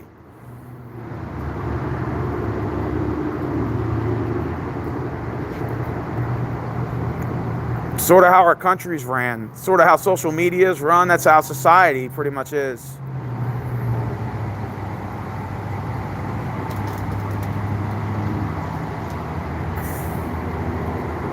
Start thinking for yourself.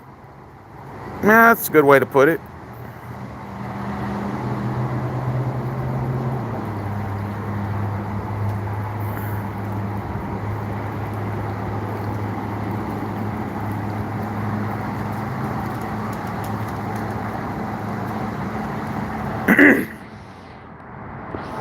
You're asking me who I'd vote for? Yes, Rand Paul. He has a tax reform. He wants to introduce the flat tax. He wants to get rid of the property taxes. He wants to get rid of state taxes as well. I'm all in favor of that. I think the flat tax at 8% would save the average American 60 to 70% in taxes. Just eliminating the income tax alone would have saved the average American $600 a month, and possibly maybe even more. I think it's a great step towards tax reform. I think his plan sort of presents a blueprint for that. But again, do I think that it'll work? I don't know, because we haven't seen it in effect. But I like the flat tax idea of 8%. And I like the idea of just doing away with most of these taxes that we have. I'm all about saving taxes. I'm all about tax reform. And term limits, I think that's a great idea. Some politicians push for 12 years. I hear 12 years, that's the mark right now. Congress, Senate, the House. I think 8 years is sufficient. I think if you could be president for 8 years, I think that should sort of be like the way. And I think 12 years is a little too much, but I think 10 years is something, is it like a middle ground? It's not 8, it's not 12, but 10 right in the middle. I think 1 term, 10 years is a fair, is a fair lengthy, limit. A term, a one-time term of 10 years for Congress, House, and the Senate. To me, that's fair. Now, some people say, well, switching hands all the time doesn't always going to make it good. Yeah, that's true. I mean, you may go through like certain phases where certain guys will come in and you thought maybe it kind of could be rushed. But you also can't keep the same people in for 50, 60, 70 years either. There has to be a cutoff point somewhere down the line. Otherwise it's the same people always winning. It's the same people always in office. You have to have some sort of term limits. I mean, hell, even the president's spot got 8 years. I don't see why we can't apply that to the Congress. I don't see why we can't apply it there. What's the difference?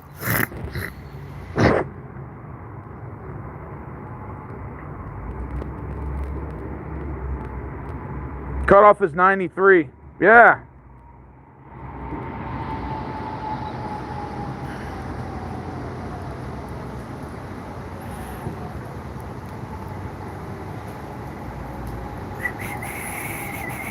Yeah, it's like sports teams.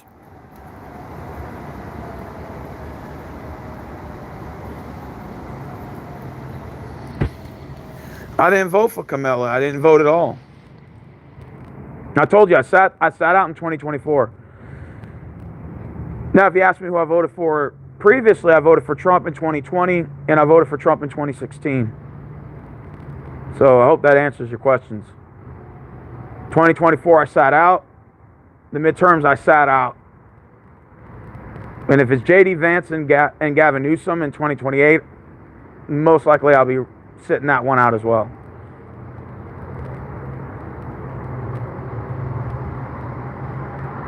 So that answers any of y'all's questions or concerns. I hope that does.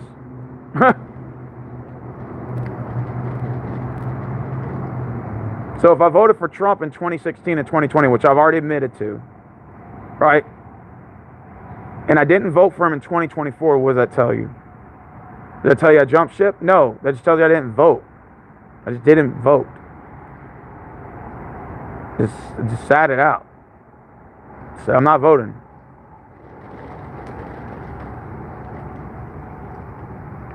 As I stopped thinking about red and blue, and I started thinking, well, what my core beliefs are, and do these candidates fit these core beliefs, or are they just saying, or they're just a puppet on a string? Politics is not what it used to be. It used to be about standing on a podium and saying the things that you believe in.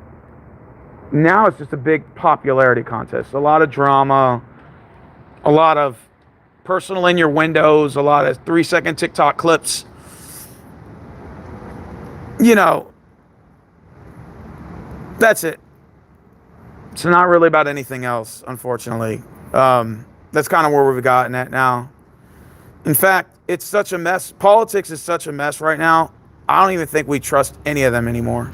I think we're at that point. It used to be you're either red or you're blue and you had to support whatever candidate came out, right? So you had to support your candidate regardless of who won the primary. You had to support your guy.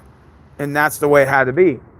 So if I voted by that definition, I voted Trump 2016, 2020, then by that definition, 2024, I would vote for Trump. And then in 2028, I vote for J.D. Vance. And then 2032 would be whatever your Republican primary candidate is. I would have to keep continuously voting and voting for whatever side represented. And it used to, you know, that line of thinking, I think, is changing. I think now people are at the point where they're starting to question the voting process. And is it purpose? I mean, are we really voting for things we want? Or are we just voting for a candidate just to say it's what the color is on his t-shirt? Do these candidates really represent any of our core beliefs? Do they really represent any of our beliefs? Or is it just smoke and mirrors just for a show? You know, and I think at this point, I think people are really starting to question it now. Like I said, what I predict, and this is my prediction, I think a lot of people are going to stop claiming to be Democratic and Republican. I think we're almost at that point now. I think people are going to say that they're on the outside in, sort of libertarian, whatever, and they're just going to vote for whatever candidate fits their core beliefs and go from there. And I think that's where we're headed to. In fact, I even think that there is a possibility, I think we're going to maybe even see a turnout at the polls. It's a possibility. It wouldn't shock me. You've seen it peak in 2016. You've seen it sort of increase in 2020. And then, of course, in 2024, when Trump was running against Biden, people made sure they hit the polls. I think now we're going to start seeing a downward spiral in voting. Not because people don't want to vote, but they just feel like there's no point. And they just figure, at this point, it's, I guess you can call it a self-defeated argument. Many people feel that this country's not going to go in the right direction regardless of who we vote for. I think people are just going to say, is it really worth spending 2 hours in line, wasting gas, casting my vote in to play some stupid game that really doesn't matter anyway? You know, if people feel there's no hope for the future, inflation, AI takeover, corruption, no term limits, printing up money, and you see all these things going on in DC and both sides, I think people are now going to start, you know, questioning, is voting, does it really matter at this point? Because first, when I was growing up, it was like if you didn't vote, you were a clown or an idiot. People say you're an idiot, because you didn't vote, right? So if you didn't vote, you didn't tell anyone because you didn't want to be embarrassed. Now it's like, well, you voted for him. And then, so now, I think we're at the point now where people are just going to say, you know what? I'll take an L here and I'll just sit this one out. Like, if you want to call me a loser, cool. I'll live with that. But I'm just going to sit this one out. I think it's where we're headed to. And also, I'm curious to know, with the population decline, what exactly is that going to do for society? Meaning, like, when we're voting in future elections and you don't have a rising, increase in population for the next of kin, if we're not having as many kids, what does that say about future elections?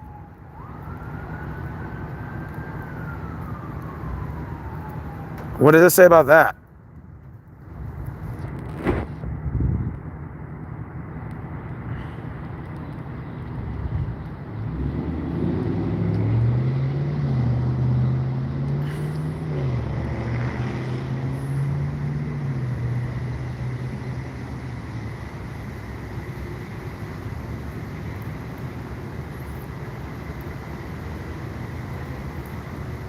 I'm just reading the comments. Give me a second.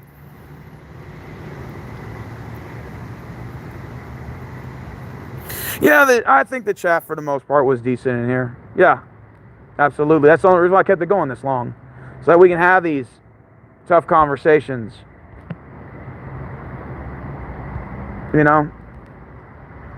So we can have these tough conversations. They're not easy to have. People are divided on almost everything. That's why I said if I was to run, which I know that'll never happen, but if I was to run, I would have a tax reform plan, and I would have proposed term limits. And that would be the push for my and I would abolish property taxes. And that would be like the engine that would drive my campaign force. Not that anything else is not important, but I just would have like my main important, like, critical points. And just go from there and drive the wrench into it. Of course, you got to have a team of people and have your plan together and all that stuff. But yeah, that would, if I was running, that would be like my push.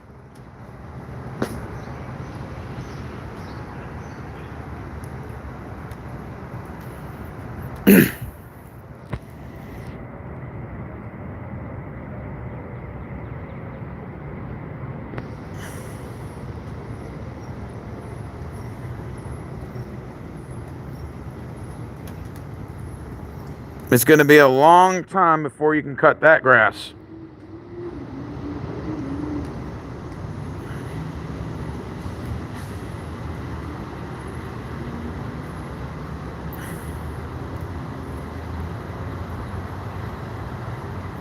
Damn, 6 kids, that's a lot. Stay busy.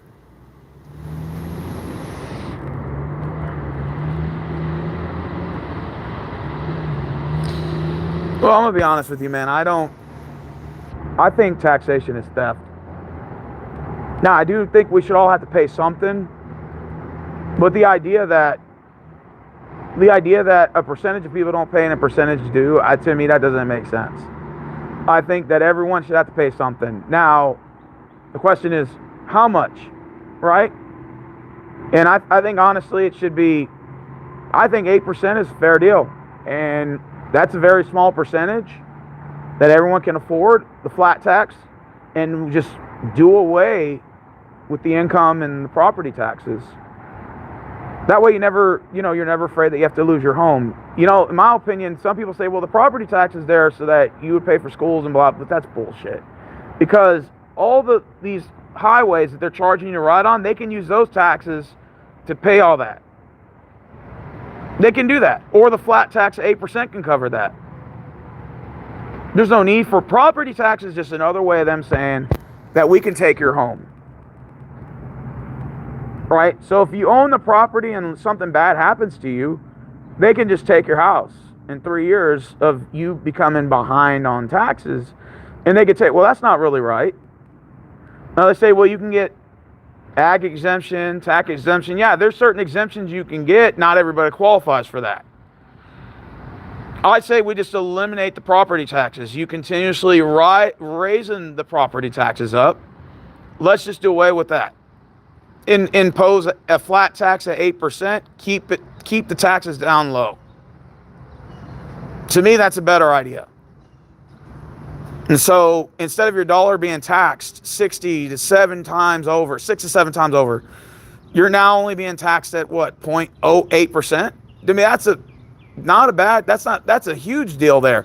So all that extra money that you're keeping or saving, you can reinvest. You can reinvest in your local mom and pop businesses, stop them from closing. You can reinvest on yourself. You can have that little extra money for vacation. You can have that little extra money to travel. It's your money to keep. Not for them to take your property.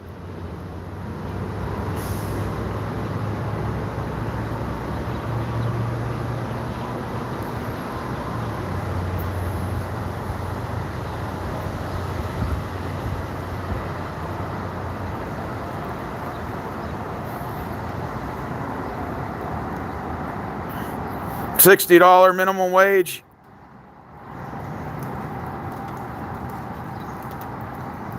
Did you just say $60 minimum wage? Well, let's say $25 an hour is equivalent to $3 an hour. So if $25 an hour is equivalent to $3 an hour, then $75 an hour is equivalent to $9 an hour in terms of its spending power. So $60 an hour, you'd be making about $7 an hour. Yeah. But I'm just saying, that's where we're at. You know? So for every $100 you have, take $12 out. That's how much it's worth.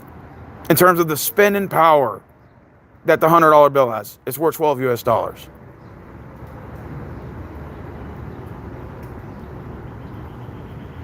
Yeah. That's not good, is it? No, that's not. It's terrible.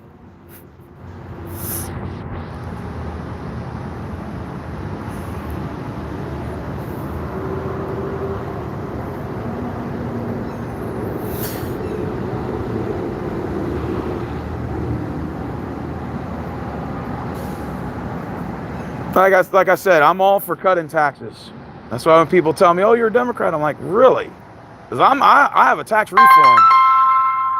I have tax reform plan. I don't know. That sounds democratic to me. I'm not about raising taxes. You know, I know like corporations don't pay next to nothing, and I know that there are certain billionaires that don't pay any. And that's not the issue to me. The issue to me is, why am I paying taxes? So we need to have a plan that's put together to where we're all paying next to nothing. That's what we have to have. I mean, just ask your government to say, "Hey, I got a question. If you're taking taxes from me, why are you printing up money? Why can't you just use some of the money you print up to pay for the taxes? Since we're talking about you need taxes so bad to pay for this, and that, then why are you printing up money then? Why would you do that? Doesn't that kind of undermine the reason of paying taxes in the first place? Is when you're just printing up money that we don't have? I mean, think about it.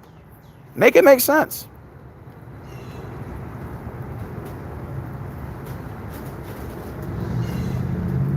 I don't think we live in the economy of trickle down anymore. That's the thing that the Republican Party pushes for. That, oh, we'll let the businesses determine the market of the value and let the trickle down effect. Meanwhile, you can clearly see AI is taking a lot of these jobs, and most of the companies are being pushed overseas. That obviously is not the case that I don't think the Republican Party can stand by anymore with merit and say, oh, let the trickle down effect happen, because we know that's not happening. If you're taxing middle-class Americans out of the market. Your average mom and pop places and corporations are getting massive tax breaks. That tells you there's a problem there. That you don't need a rocket scientist to figure that one out. You can tell we have a problem. One of many, but that's, you can tell we have a problem, is let the market determine its value, right? But then you just tax the middle guy out of the market. Not let the best product determine its value, but to tax them out of the market. So therefore we can't compete. Don't you think we need tax reform?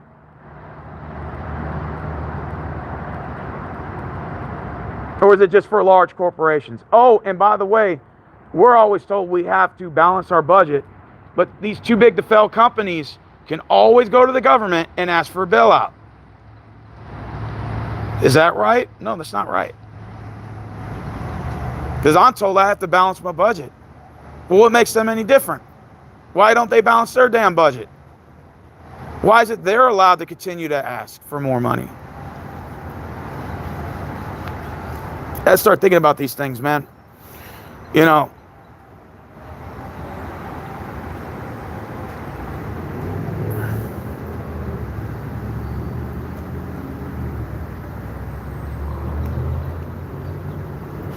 like I said, I propose an 8% flat tax. And even billionaires would save a lot on this too. So they should be advocating for the flat tax. Because if it's 8%, you eliminate the property taxes and you eliminate the income and the state tax, impose a flat tax of 8%, everybody wins. Everybody wins. Everybody wins. Even billionaires would save a ton of money. Even for the ones who do pay taxes, they would save a lot of money. And like I said, would you rather pay 8% or would you rather pay higher cost in taxes? The one that we're currently under. No. We need less taxes. So you have more money in your pocket to do what? More things with it.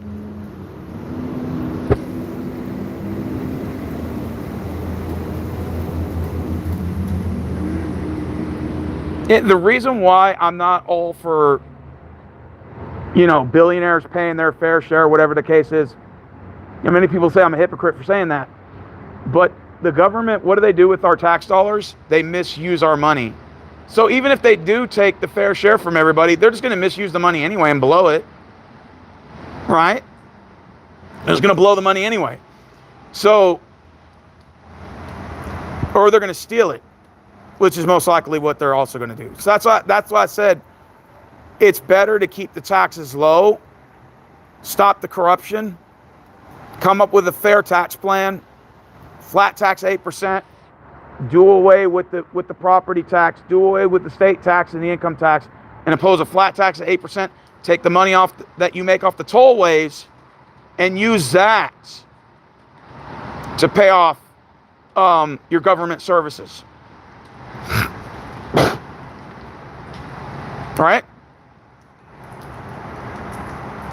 Because it's kind of out of control in the manner it is.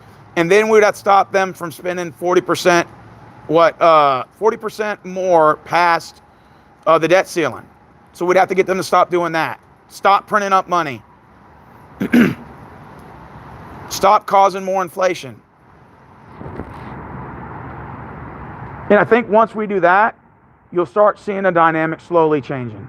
It'll start slowly changing. You'll start seeing the differences of costs coming down for everything. Because when taxes go up, everything else goes up. Your products, transportation costs, goods and services, everything goes up. Hell, even seeing the gas prices going up, you see a result of products are now going to have to go up slowly. Maybe 20 cents here, 30 cents certain products, 40 cents here. I mean, you'll see the difference. I've already starting to see some of the differences in some of the products at convenience stores have to go up because of what? The gas price is going up. So I'm all for bringing those taxes down to alleviate costs at the register. But we need a tax reform plan that's fair, balanced, across the middle. And the flat tax is the best way to get that done. And we can use the taxes off the tollways to pay for government services.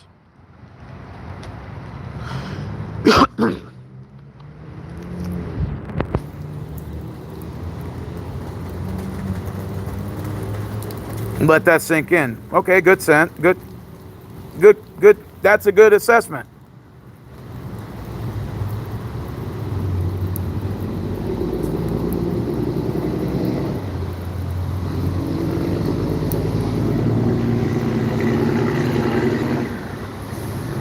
And on top of that, the government gives them another $4 billion a year. Campaign contributions, yeah. Yep, and we can audit the IRS. That's a good idea too. We can audit the IRS since they like to audit us so much, and we can start auditing these politicians as well. Make them start showing their paperwork. Start balancing the budget, so to speak.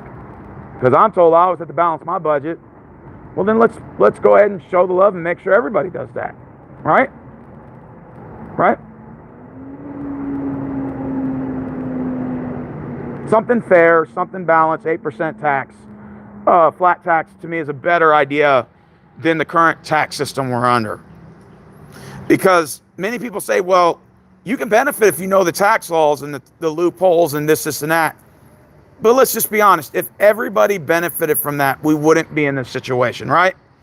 So if only a small percentage of people are benefiting from the current tax laws, then that itself means the tax laws suck. That's just what, if you're telling me that 10% of people benefit from the current tax laws, that's not good. That is not good. That means 90% of your people are not benefiting from the current tax laws. So what we need is a fair, balanced tax reform laws that are fair, balanced across the way. That's fair and balanced. I say the 8% flat tax is fair for everybody. Hell, even billionaires would benefit from this. Everyone benefits. That way, instead of everybody saying, well, you pay your fair share, you need to pay your fair share. How about we just have a flat rate where, because everyone at the end of the day, we're all trying to save money. Let's just be honest, we're all trying to save money, right? It doesn't matter what bracket you're on, we're all trying to save money. So let's figure out a fair, balanced tax reform that's fair for everybody to have the ability to save money, not just 10% of the people in the room. That is bullshit. That's bullshit. And it shouldn't have to sit here and take for me to explain this, that the current tax laws are not good for the vast majority of people, because if that was the case, you would say, well, 90% of the people benefit from the current tax laws, then we wouldn't be having this conversation. We would say, okay, we need to figure out why the 10% aren't. But if you got 10% of the people are benefiting and 90% of the people are not, that shows you that there is a pendulum swing that's going so far in an opposite direction, that means it needs to be addressed. It has to be addressed. Like I said, 8% flat tax is fair. I think that's a fair assessment. That's fair. I think Rand Paul has a good plan. And like I said, I'd vote for him if his name was on the, if he wins the primary, damn right I'm going to vote for him. But, well, shit in one hand and wish in the other, and see which one fills up the fastest. The old saying goes. Other than that, my day is beautiful today.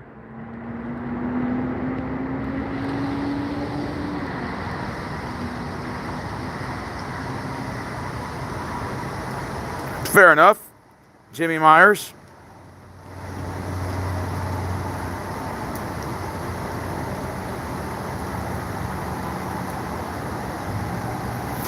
Yeah, there are loopholes.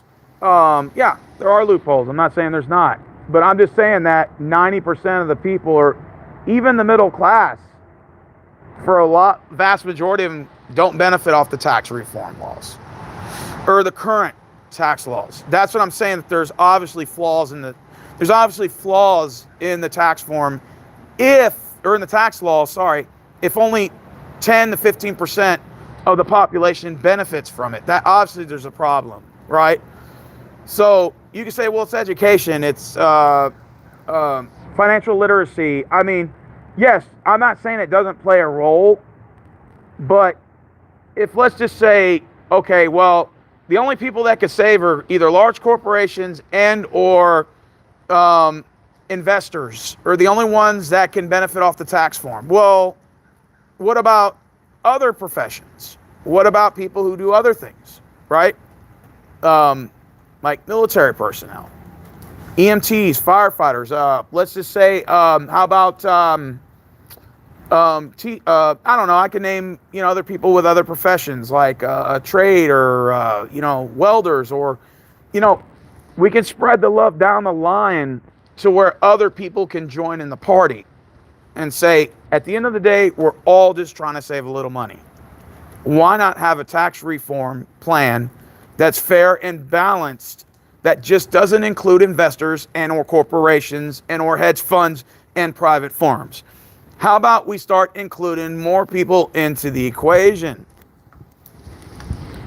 Because it seems very basic and vague to say that the current tax laws benefit the majority, because we make the argument that that doesn't, and the actual results show that that's not the case.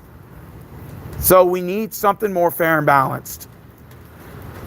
The problem is the taxes are way too high, and there's too many taxes and unnecessary taxes. And the fact that the average American works 5 months out of the year just to pay taxes, it's not right. And when taxes are high, guess what else is high? Your products, your food, your medicine, your vehicles, your vehicle maintenance cost, your home improvement cost, homes, everything goes up. So we need a tax reform, a plan that's designed that benefits vast majority of people here. And I think with the flat tax, that is definitely a step in the right direction. And just eliminating property tax will help save your home from corporations taking your property due to the fact that they're building condos and units next to your subdivision, bringing your property value up, and thus forcing people to have to downsize, to have to sell their property because they can't maintain with the cost of the maintenance cost plus the property taxes that are going up, because you got corporations that are going in and buying up subdivisions at will, manipulating the stock market, the corruption. I also call for politicians to not get large kickbacks from large donors like corporations and billionaires that fund certain that fund their campaign fund. That should be illegal. That should not be legal at all. That is wrong. Is you're basically saying that the politicians that you're funding from corporations that are funding these politicians are basically saying, hey, I will fund you, but this is what you're going to push. And that's not right. It should be a fair balance.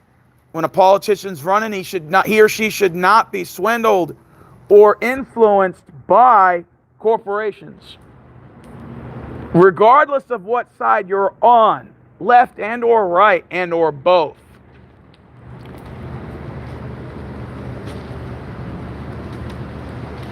There's a lot of corruption. That's, you know what I'm saying? And that's not even including from the money they're stealing from insider trading, kickbacks, all that. Printing up money. I mean, this is all criminal activity. But the fact is you have to catch them.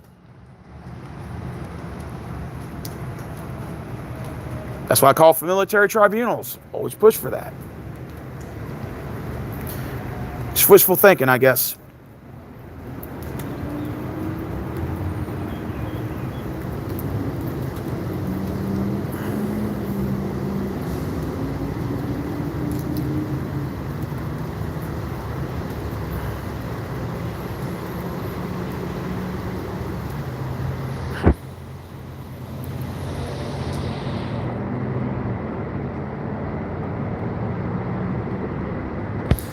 No, I don't call for increasing taxes on corporations. What I will say is that, and this is what I say about corporations, is that they're not hiring anymore. And that's because they're using AI to replace humans. So if that is the case, then why should you benefit off the George Bush tax cuts if you don't plan on hiring anybody and you're just sending our job overseas?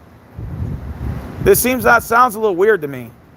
Why should you receive tax breaks? Because the whole point of receiving tax breaks is that you're providing jobs. That's part of the equation. It's not just that, but you're also providing goods and services. You're taking the risk. We know that.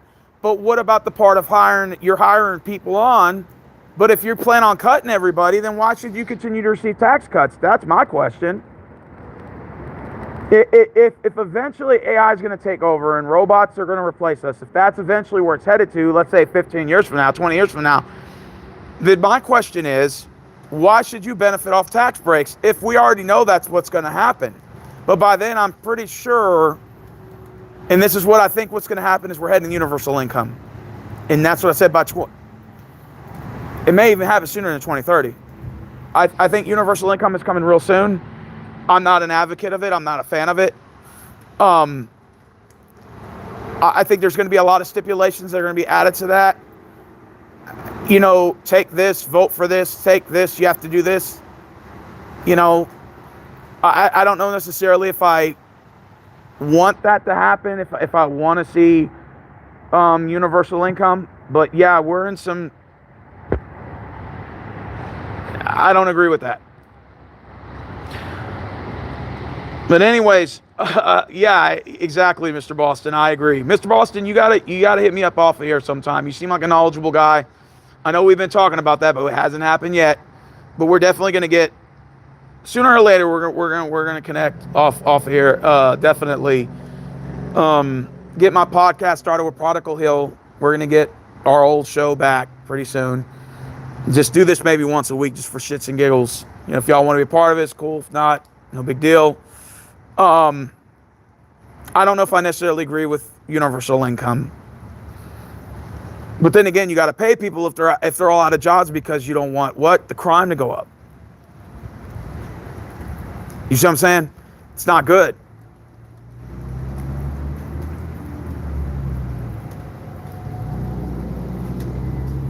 I don't think I have Discord.